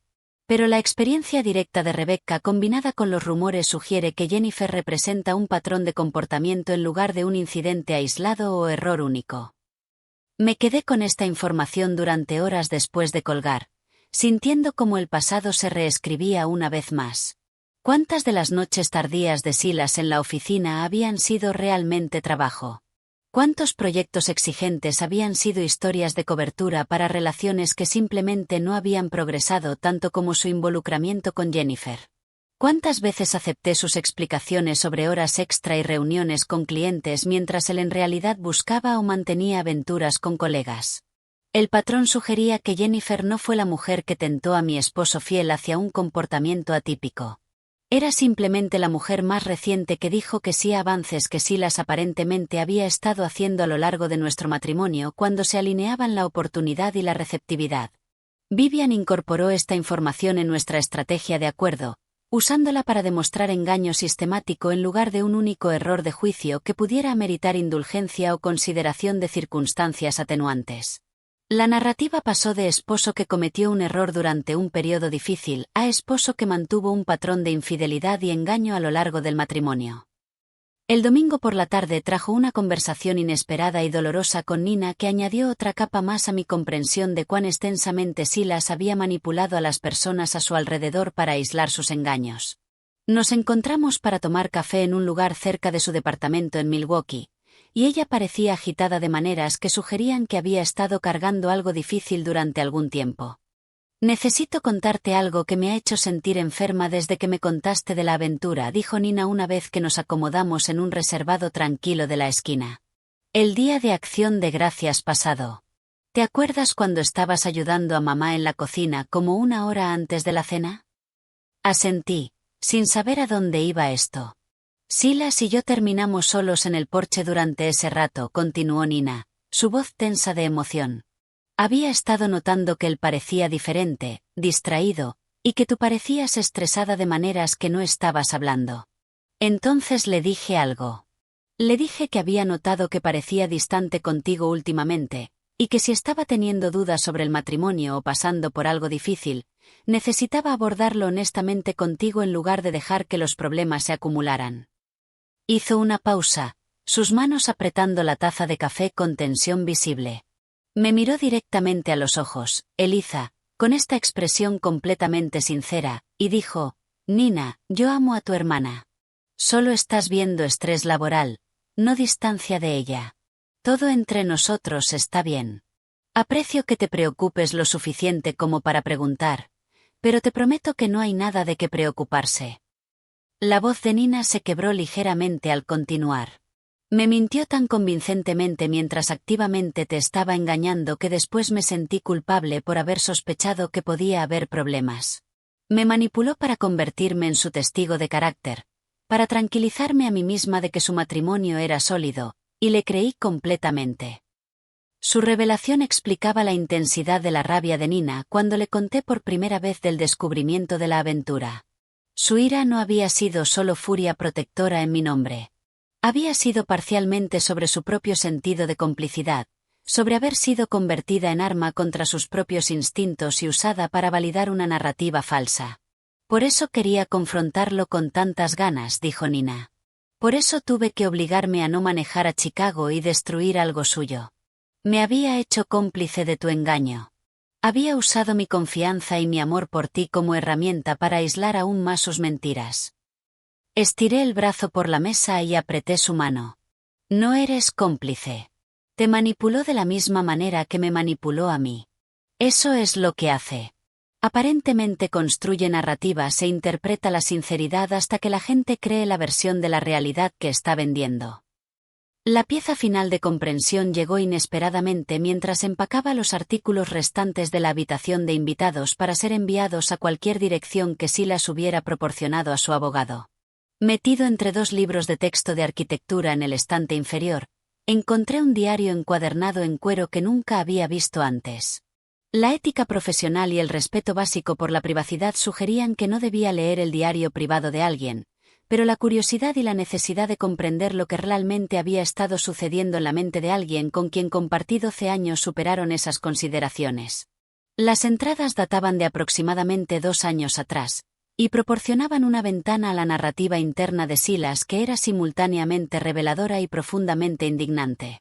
Había escrito extensamente sobre sentirse menospreciado en nuestro matrimonio, sobre cómo yo supuestamente había cambiado después de mi éxito profesional y empezado a ganar más que él, sobre cómo nuestra relación se había vuelto emocionalmente estancada y profesionalmente competitiva en lugar de solidaria. Las entradas eran ejercicios magistrales de justificación retrospectiva. Había reescrito sistemáticamente toda la historia de nuestro matrimonio, reenmarcando dinámicas normales de pareja como evidencia de mi fracaso en apreciarlo o comprenderlo adecuadamente. Las noches tranquilas trabajando en proyectos separados se convirtieron en evidencia de que yo había dejado de interesarme en sus intereses. Mi éxito profesional se convirtió en prueba de que había priorizado los logros laborales sobre la intimidad emocional. Patrones normales de relación que toda pareja a largo plazo experimenta fueron transformados en evidencia de incompatibilidad fundamental.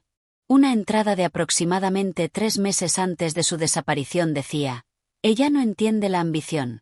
Se ha vuelto demasiado cómoda, demasiado asentada en su éxito. J me hace sentir vivo de nuevo, visto de maneras que no me sentía en años, como el hombre que era antes de que el matrimonio me domesticara y me convirtiera en alguien que apenas reconozco. Leer esas palabras cristalizó algo crucial. Silas no me había traicionado porque nuestro matrimonio estuviera fallando realmente en ningún sentido objetivo. Había construido una narrativa de fracaso específicamente para justificar una traición que ya había decidido cometer.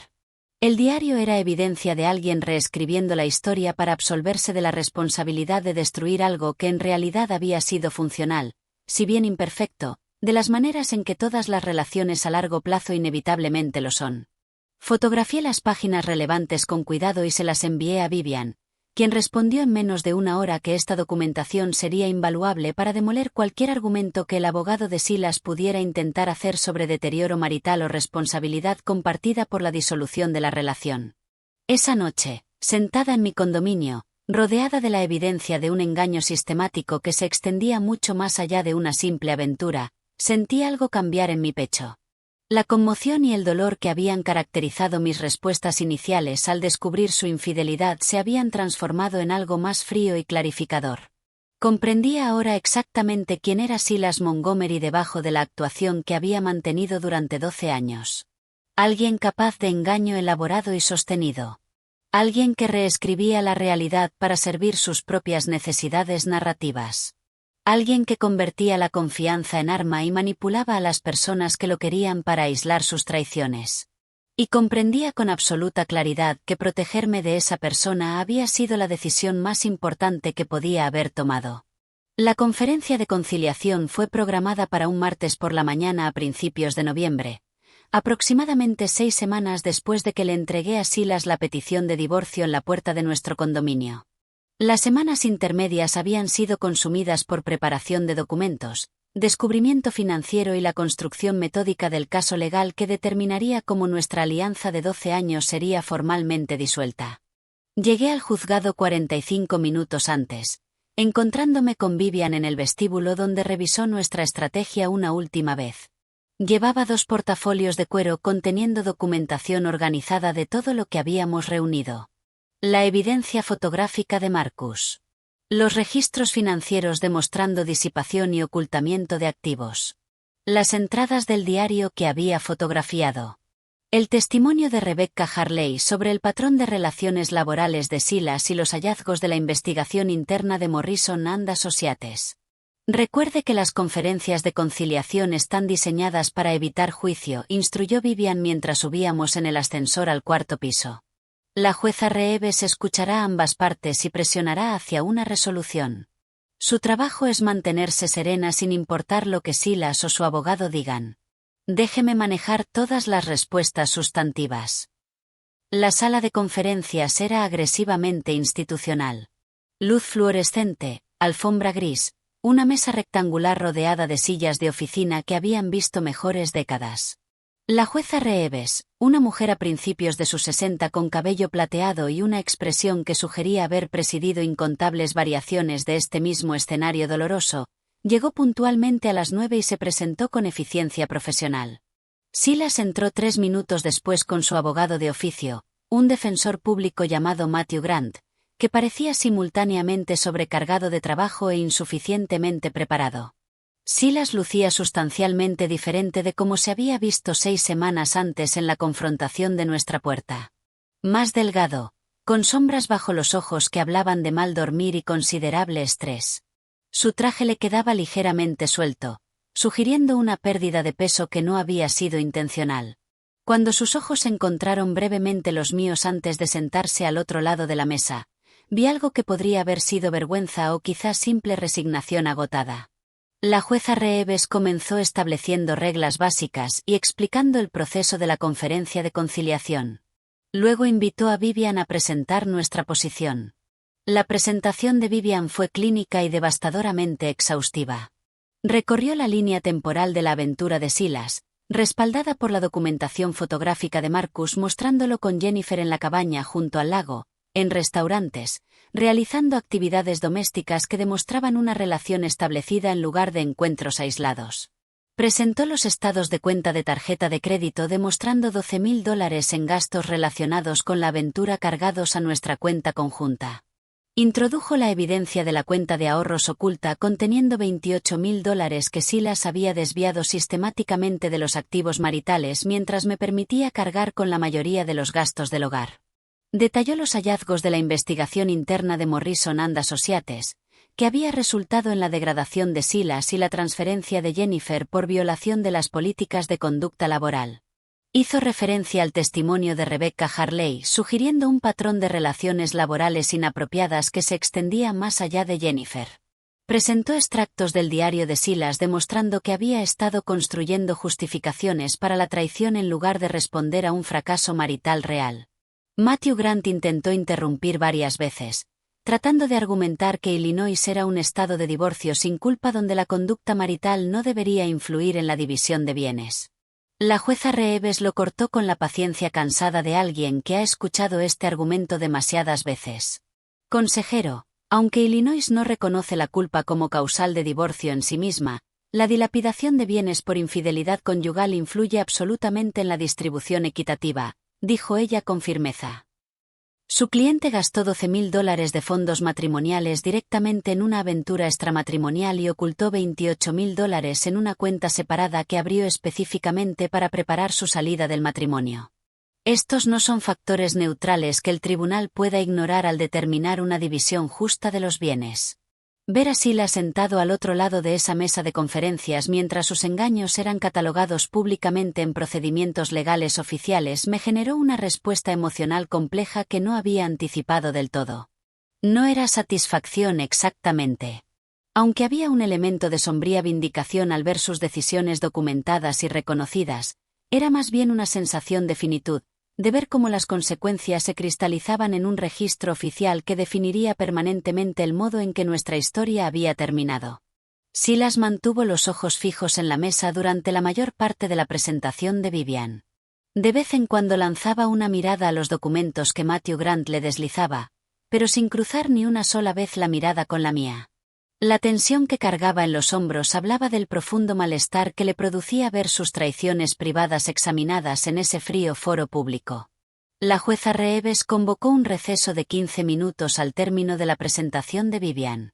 Salí al pasillo, necesitando distancia de ese espacio claustrofóbico donde mi matrimonio estaba siendo desmontado sistemáticamente en cálculos financieros y terminología legal. Silas salió de la sala de conferencias unos 2 minutos después. Su abogado se quedó adentro, probablemente revisando documentos o preparando los débiles contraargumentos que pudieran existir dado lo contundente de las pruebas que Vivian había presentado. Silas se acercó despacio y se detuvo a aproximadamente 2 metros de distancia, con visible vacilación. «Elisa, por favor», dijo, con una desesperación en la voz que nunca le había escuchado en nuestros 12 años juntos. «Esto ha llegado demasiado lejos. Todavía podemos arreglar esta situación. Cometí errores graves, lo reconozco plenamente. Pero lo que estás haciendo ahora, destruir mi carrera, quitarme todo, esto parece más venganza que proporcionalidad». Miré a ese hombre al que había amado, confiado, con quien había construido una vida, y no sentí nada más allá de una observación clínica y distante. El vínculo emocional que alguna vez había definido mi comprensión de quién era yo en relación con él había sido cortado por completo bajo el peso acumulado de sus engaños. Venganza sería la exposición pública más allá de los procedimientos legales. Silas, respondí con calma. Venganza sería enviar las fotografías de Marcus a cada arquitecto de Chicago. Venganza sería contactar a la familia de Jennifer para explicarles exactamente cómo su hija pasaba los fines de semana. Lo que en realidad estoy haciendo es proteger bienes que intentaste robarme sistemáticamente y asegurarme de que asumas las consecuencias financieras apropiadas por decisiones que tomaste libre y repetidamente durante un periodo prolongado. Cambió de enfoque. Sus ojos adquirieron una calidad vidriosa que sugería emoción genuina o angustia fingida. ¿No recuerdas quiénes éramos juntos? ¿Esos 12 años ya no significan nada para ti? Me acerqué ligeramente, bajando la voz para que nuestra conversación no llegara a otros en el pasillo. Lo significaban todo para mí, hasta que tú decidiste que no significaban nada. No puedes convertir retroactivamente nuestra historia compartida en un arma después de haber pasado 6 meses planeando sistemáticamente tu salida y 6 días celebrándola en una cabaña junto al lago con tu jefa de proyecto. Su rostro se descompuso levemente ante la crudeza de mi respuesta. Antes de que pudiera intentar otro argumento, la asistente de la jueza Reeves nos llamó de vuelta a la sala. Los términos del acuerdo final fueron entregados con la eficiencia burocrática que reduce 12 años de vida en común a 15 minutos de lenguaje jurídico. Conservé la propiedad plena del apartamento y la hipoteca que yo había estado pagando. Silas no recibió participación alguna en el patrimonio, porque la jueza Reeves determinó que su conducta conyugal había dilapidado un valor equivalente. Recibí el 68% de nuestros ahorros conjuntos restantes, calculados sumando al saldo actual los $12,000 que él había gastado en gastos relacionados con la aventura y los $28,000 que había ocultado en la cuenta secreta, para luego dividirlos proporcionalmente considerando mis contribuciones financieras sustancialmente mayores durante los 3 años anteriores. Silas conservó sus pertenencias personales, su vehículo y sus cuentas de jubilación, salvo la porción asignada a mí en representación de los años en que yo había sostenido económicamente su carrera durante periodos de inestabilidad laboral. La jueza Reeves determinó que no correspondía manutención conyugal en ninguna dirección, dado que ambos habíamos sido profesionales autosuficientes con ingresos comparables durante la mayor parte del matrimonio. La disolución completa de nuestra sociedad legal quedó articulada y formalizada en menos tiempo del que normalmente nos llevaba a elegir un restaurante para cenar. Matthew Grant le ofrecía a Silas reconfortantes palabras en voz baja de que aquello representaba el mejor resultado posible dadas las circunstancias, lo cual reconocí como el eufemismo legal que significa que no había tenido absolutamente ningún margen para negociar mejores condiciones. Firmé el acuerdo con pulso firme. Cada firma funcionaba como una puntuación, marcando el final definitivo de un capítulo muy largo y cada vez más doloroso. Silas firmó con manos que temblaban visiblemente mientras su abogado lo guiaba pacientemente por cada línea de firma requerida. De pie en los escalones del juzgado, con el viento otoñal cortando a través de mi abrigo, sentí que algo se desplazaba en mi pecho. No era alegría ni triunfo, sino el alivio de un peso que había cargado durante meses. Vivian estaba a mi lado, con la satisfacción profesional evidente en su expresión. Lo ejecutaste a la perfección, dijo, y comprendí que me estaba ofreciendo una evaluación profesional, no un consuelo personal. Documentaste de manera exhaustiva, te protegiste financieramente y no permitiste que la emoción comprometiera la estrategia. Por eso el acuerdo te favoreció de forma tan decisiva. Observé a Silas salir por la entrada del juzgado a unos 6 metros de distancia. Matthew Grant le hablaba en tonos demasiado bajos para escuchar mientras Silas miraba hacia ningún lugar en particular. Parecía más pequeño de algún modo, físicamente disminuido por el reconocimiento oficial de sus decisiones y sus consecuencias. Por un breve instante, nuestras miradas se cruzaron a través de la distancia. Lo vi buscar algo en mi rostro, quizás arrepentimiento, o algún sentimiento residual, o alguna apertura que pudiera explotar para intentar una reconciliación o renegociación. No le ofrecí nada más que el reconocimiento neutro de su presencia. Luego simplemente me di la vuelta y caminé hacia el estacionamiento donde me esperaba mi coche, avanzando deliberadamente hacia la vida que había estado reconstruyendo metódicamente mientras él estaba ocupado destruyendo la versión anterior. Vivian me acompañó hasta el coche y antes de que abriera la puerta, dijo algo que recordaría durante las semanas difíciles que siguieron. La venganza no consiste en hacer sufrir a alguien de manera proporcional al daño que te causó, dijo en voz baja. Consiste en asegurarte de que tú ya no sufras más.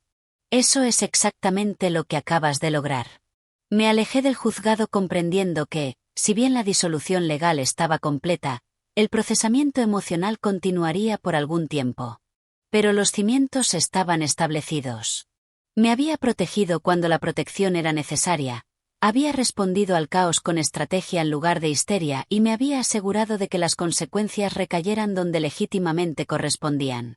El trayecto de vuelta a casa desde el juzgado se sintió diferente a cualquier viaje que hubiera hecho en los 6 meses anteriores. La disolución legal estaba completa, formalizada mediante firmas y aprobación judicial que transformaron 12 años de vida en común en un hecho histórico antes que en una realidad presente. El peso que había cargado desde que descubrí aquel correo en el portátil de Silas se había aliviado parcialmente, reemplazado por algo que se sentía, de manera tentativa, como el comienzo de la paz. El apartamento al que regresé esa noche todavía guardaba rastros de nuestra vida compartida, pese a los cambios que había implementado durante su ausencia de 6 días. En las semanas siguientes emprendí una transformación más exhaustiva que convertiría ese espacio de museo de recuerdos en algo que reflejara únicamente mi propia estética y mis propias prioridades. La pintura comenzó el primer fin de semana después de la conferencia de acuerdo. Al principio había pensado contratar pintores.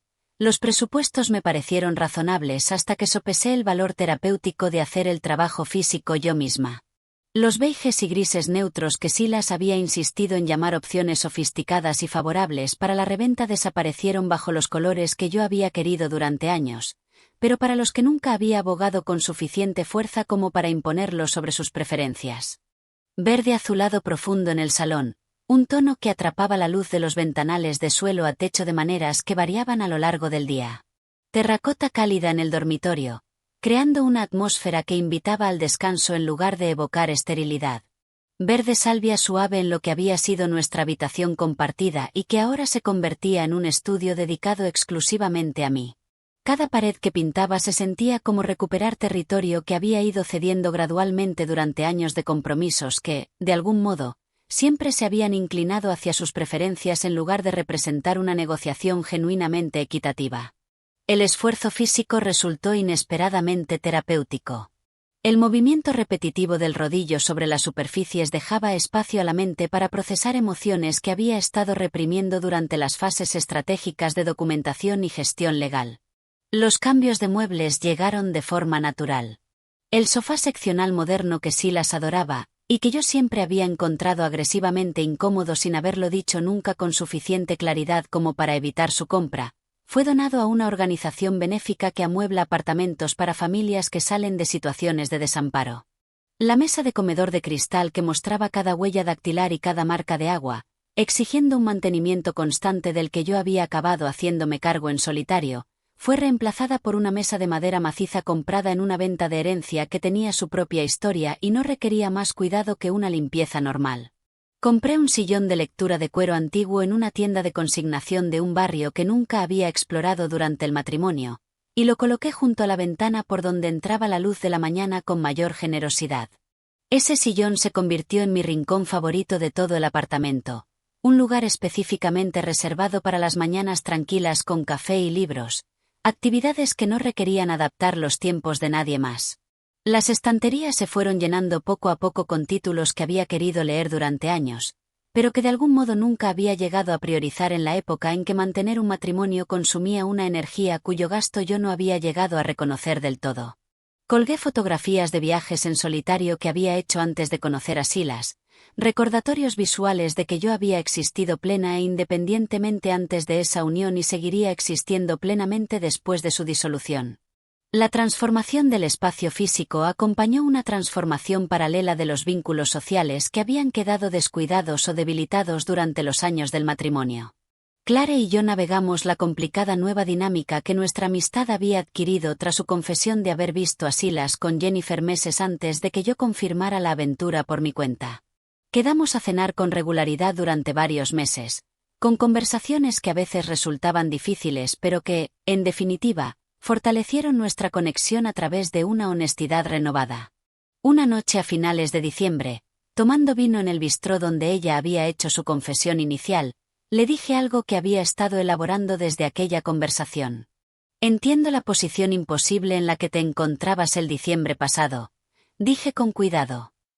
Intentabas protegerme de acusaciones potencialmente falsas y al mismo tiempo respetar mi autonomía para descubrir la verdad a mi propio ritmo. Eran dos preocupaciones válidas que creaban una situación sin salida, sin ninguna opción claramente correcta. El alivio visible de Clare sugería que había cargado con culpa por su silencio durante meses. He tenido miedo todo este tiempo de que nunca pudieras perdonarme del todo por no haber dicho algo cuando los vi juntos por primera vez, admitió. Te perdono completamente, dije, y lo decía en serio. Pero necesito que me prometas que si alguna vez en el futuro observas algo preocupante, confiarás lo suficiente en mí como para que pueda manejar información difícil. Prefiero procesar una verdad dolorosa que seguir invirtiendo en una ficción cómoda. Ella lo prometió sin titubear, y nuestra amistad se profundizó a partir de ese intercambio. La honestidad que habíamos establecido en torno a su silencio anterior abrió espacio para una autenticidad mayor en todas nuestras conversaciones posteriores. También retomé el contacto con amigas de la universidad de las que me había ido alejando gradualmente durante los años del matrimonio. Mujeres que me habían invitado a viajes de fin de semana que Silas había desalentado sutilmente con expresiones de preocupación por el gasto o con preguntas sobre si de verdad quería pasar mis escasas vacaciones lejos de él. Oportunidades laborales que había cuestionado sembrando dudas sobre si la responsabilidad adicional valía el estrés extra. Aventuras que había descartado como impracticables con una suave mofa disfrazada de cariño. Al reconectar con estas mujeres, reconocí con incómoda claridad cuánto había encogido mi vida para acomodarme a preferencias y límites que había interiorizado como un compromiso razonable de pareja. El mundo siempre había sido más grande que la versión que yo había estado habitando. Simplemente había dejado de notar las fronteras que había aceptado. Algunas relaciones no sobrevivieron al divorcio. Varias parejas con las que habíamos tenido amistad durante el matrimonio fueron diluyéndose poco a poco, aparentemente incómodas con el desorden de la separación o quizás sintiéndose obligadas a mantener lealtad a Silas a pesar de las circunstancias. Noté su ausencia, pero no la lamenté particularmente. Las amistades construidas principalmente sobre actividades sociales de pareja, en lugar de sobre una conexión individual genuina, resultaron insostenibles una vez que la configuración de pareja se deshizo. Las relaciones que permanecieron y se fortalecieron tenían una calidad cualitativamente distinta, más auténticas, construidas sobre quien yo realmente era en lugar de sobre quien había interpretado ser como parte de una unidad conyugal. 9 meses después de la conferencia de acuerdo, un martes sin ninguna particularidad a principios de junio, recibí un mensaje de texto de un número desconocido que despertó en mí una leve curiosidad sobre su origen antes de leer el contenido. Ahora entiendo lo que destruí. Lo siento por todo lo que pasó. Espero que estés encontrando la felicidad en tu nueva vida. Me quedé mirando el mensaje varios minutos, sentada en mi salón verde azulado con la luz de la tarde filtrándose por las ventanas que enmarcaban una vista que llevaba años contemplando, pero que solo recientemente había empezado a ver de verdad. Esperé sentir algo significativo. Rabia ante la insuficiencia de su disculpa. Vindicación de que por fin reconocía su responsabilidad. Dolor residual de las heridas que me había infligido.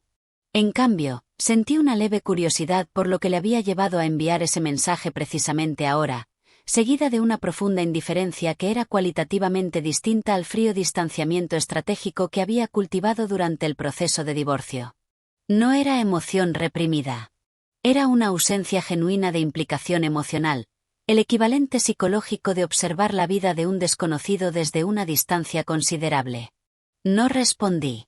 El mensaje no era realmente para mí, aunque estuviera dirigido a mí. Era para él.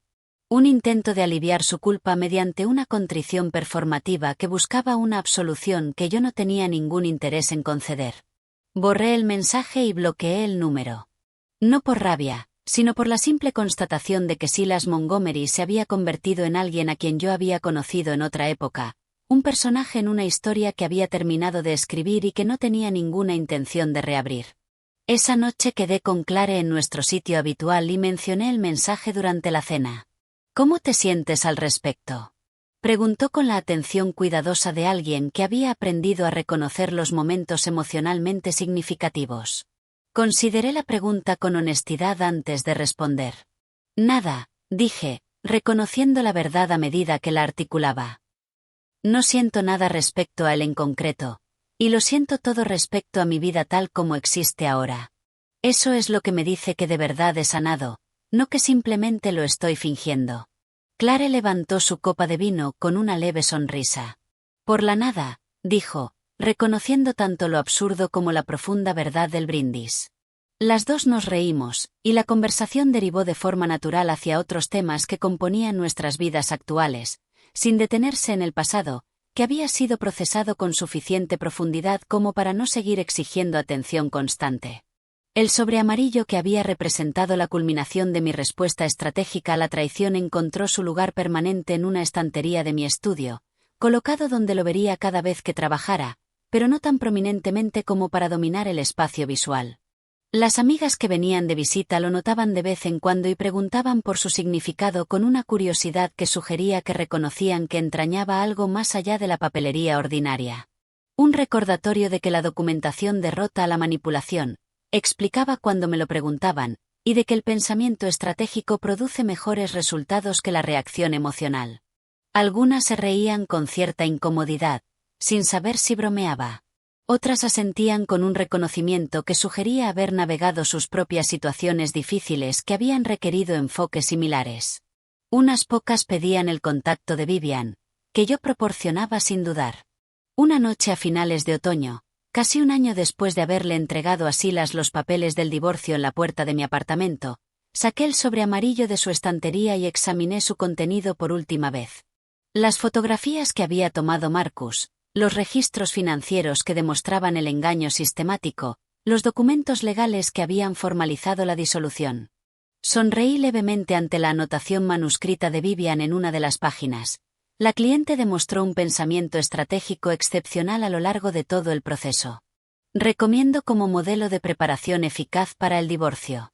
Comprendí entonces, con una claridad que había ido desarrollándose a lo largo de meses, que el sobre amarillo nunca había sido realmente sobre la venganza, a pesar de cómo podría haber parecido el enfrentamiento a ojos externos. La venganza habría implicado querer que Silas sufriera de forma proporcional al dolor que me había causado. Lo que yo había querido en realidad, lo que había logrado metódicamente, era protección frente al daño continuo, responsabilidad por las decisiones que habían deteriorado nuestra unión y el desmantelamiento de los desequilibrios de poder que él había creado y sostenido mediante un engaño prolongado. Lo que había querido era que él cargara con el peso apropiado de sus propias decisiones, en lugar de conseguir distribuir ese peso sobre mí a través de la culpa, la manipulación financiera o la reinterpretación de sus traiciones como algo causado de algún modo de manera conjunta por la disfunción conyugal.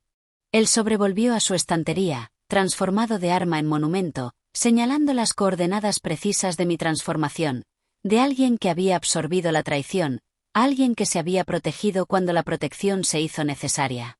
Esa noche me fui a la cama en un apartamento que me pertenecía por entero, legal, financiera y emocionalmente. El silencio que llenaba el espacio no se sentía vacío ni solitario. Se sentía completo. La atmósfera natural de una vida reconstruida según especificaciones que yo había desarrollado de manera independiente, sin negociación con alguien cuyas preferencias habían tenido siempre, de algún modo, un peso desproporcionado. Había aprendido algo esencial a lo largo del proceso de descubrir la traición y responder a ella estratégicamente. La paz no emerge de una venganza que equilibre el sufrimiento. La paz no viene de una reconciliación que empapela las grietas de una violación fundamental de la confianza. La paz llega de la certeza silenciosa de que te protegiste cuando la protección era necesaria, de que respondiste al caos con estrategia en lugar de combatirlo con un caos equivalente, y de que cerraste puertas que nunca debieron abrirse mientras avanzabas con paso firme hacia un futuro que solo tú defines. Esta historia de justicia estratégica te tuvo completamente cautivado. Dale al botón de me gusta ahora mismo. Mi momento favorito fue cuando Elisa le entregó a Silas ese sobre amarillo en la puerta y vio cómo el color le abandonaba el rostro al golpearle la realidad. ¿Cuál fue tu momento favorito? Déjalo en los comentarios. No te pierdas más historias así. Suscríbete y activa la campanita de notificaciones para no perderte ninguna subida.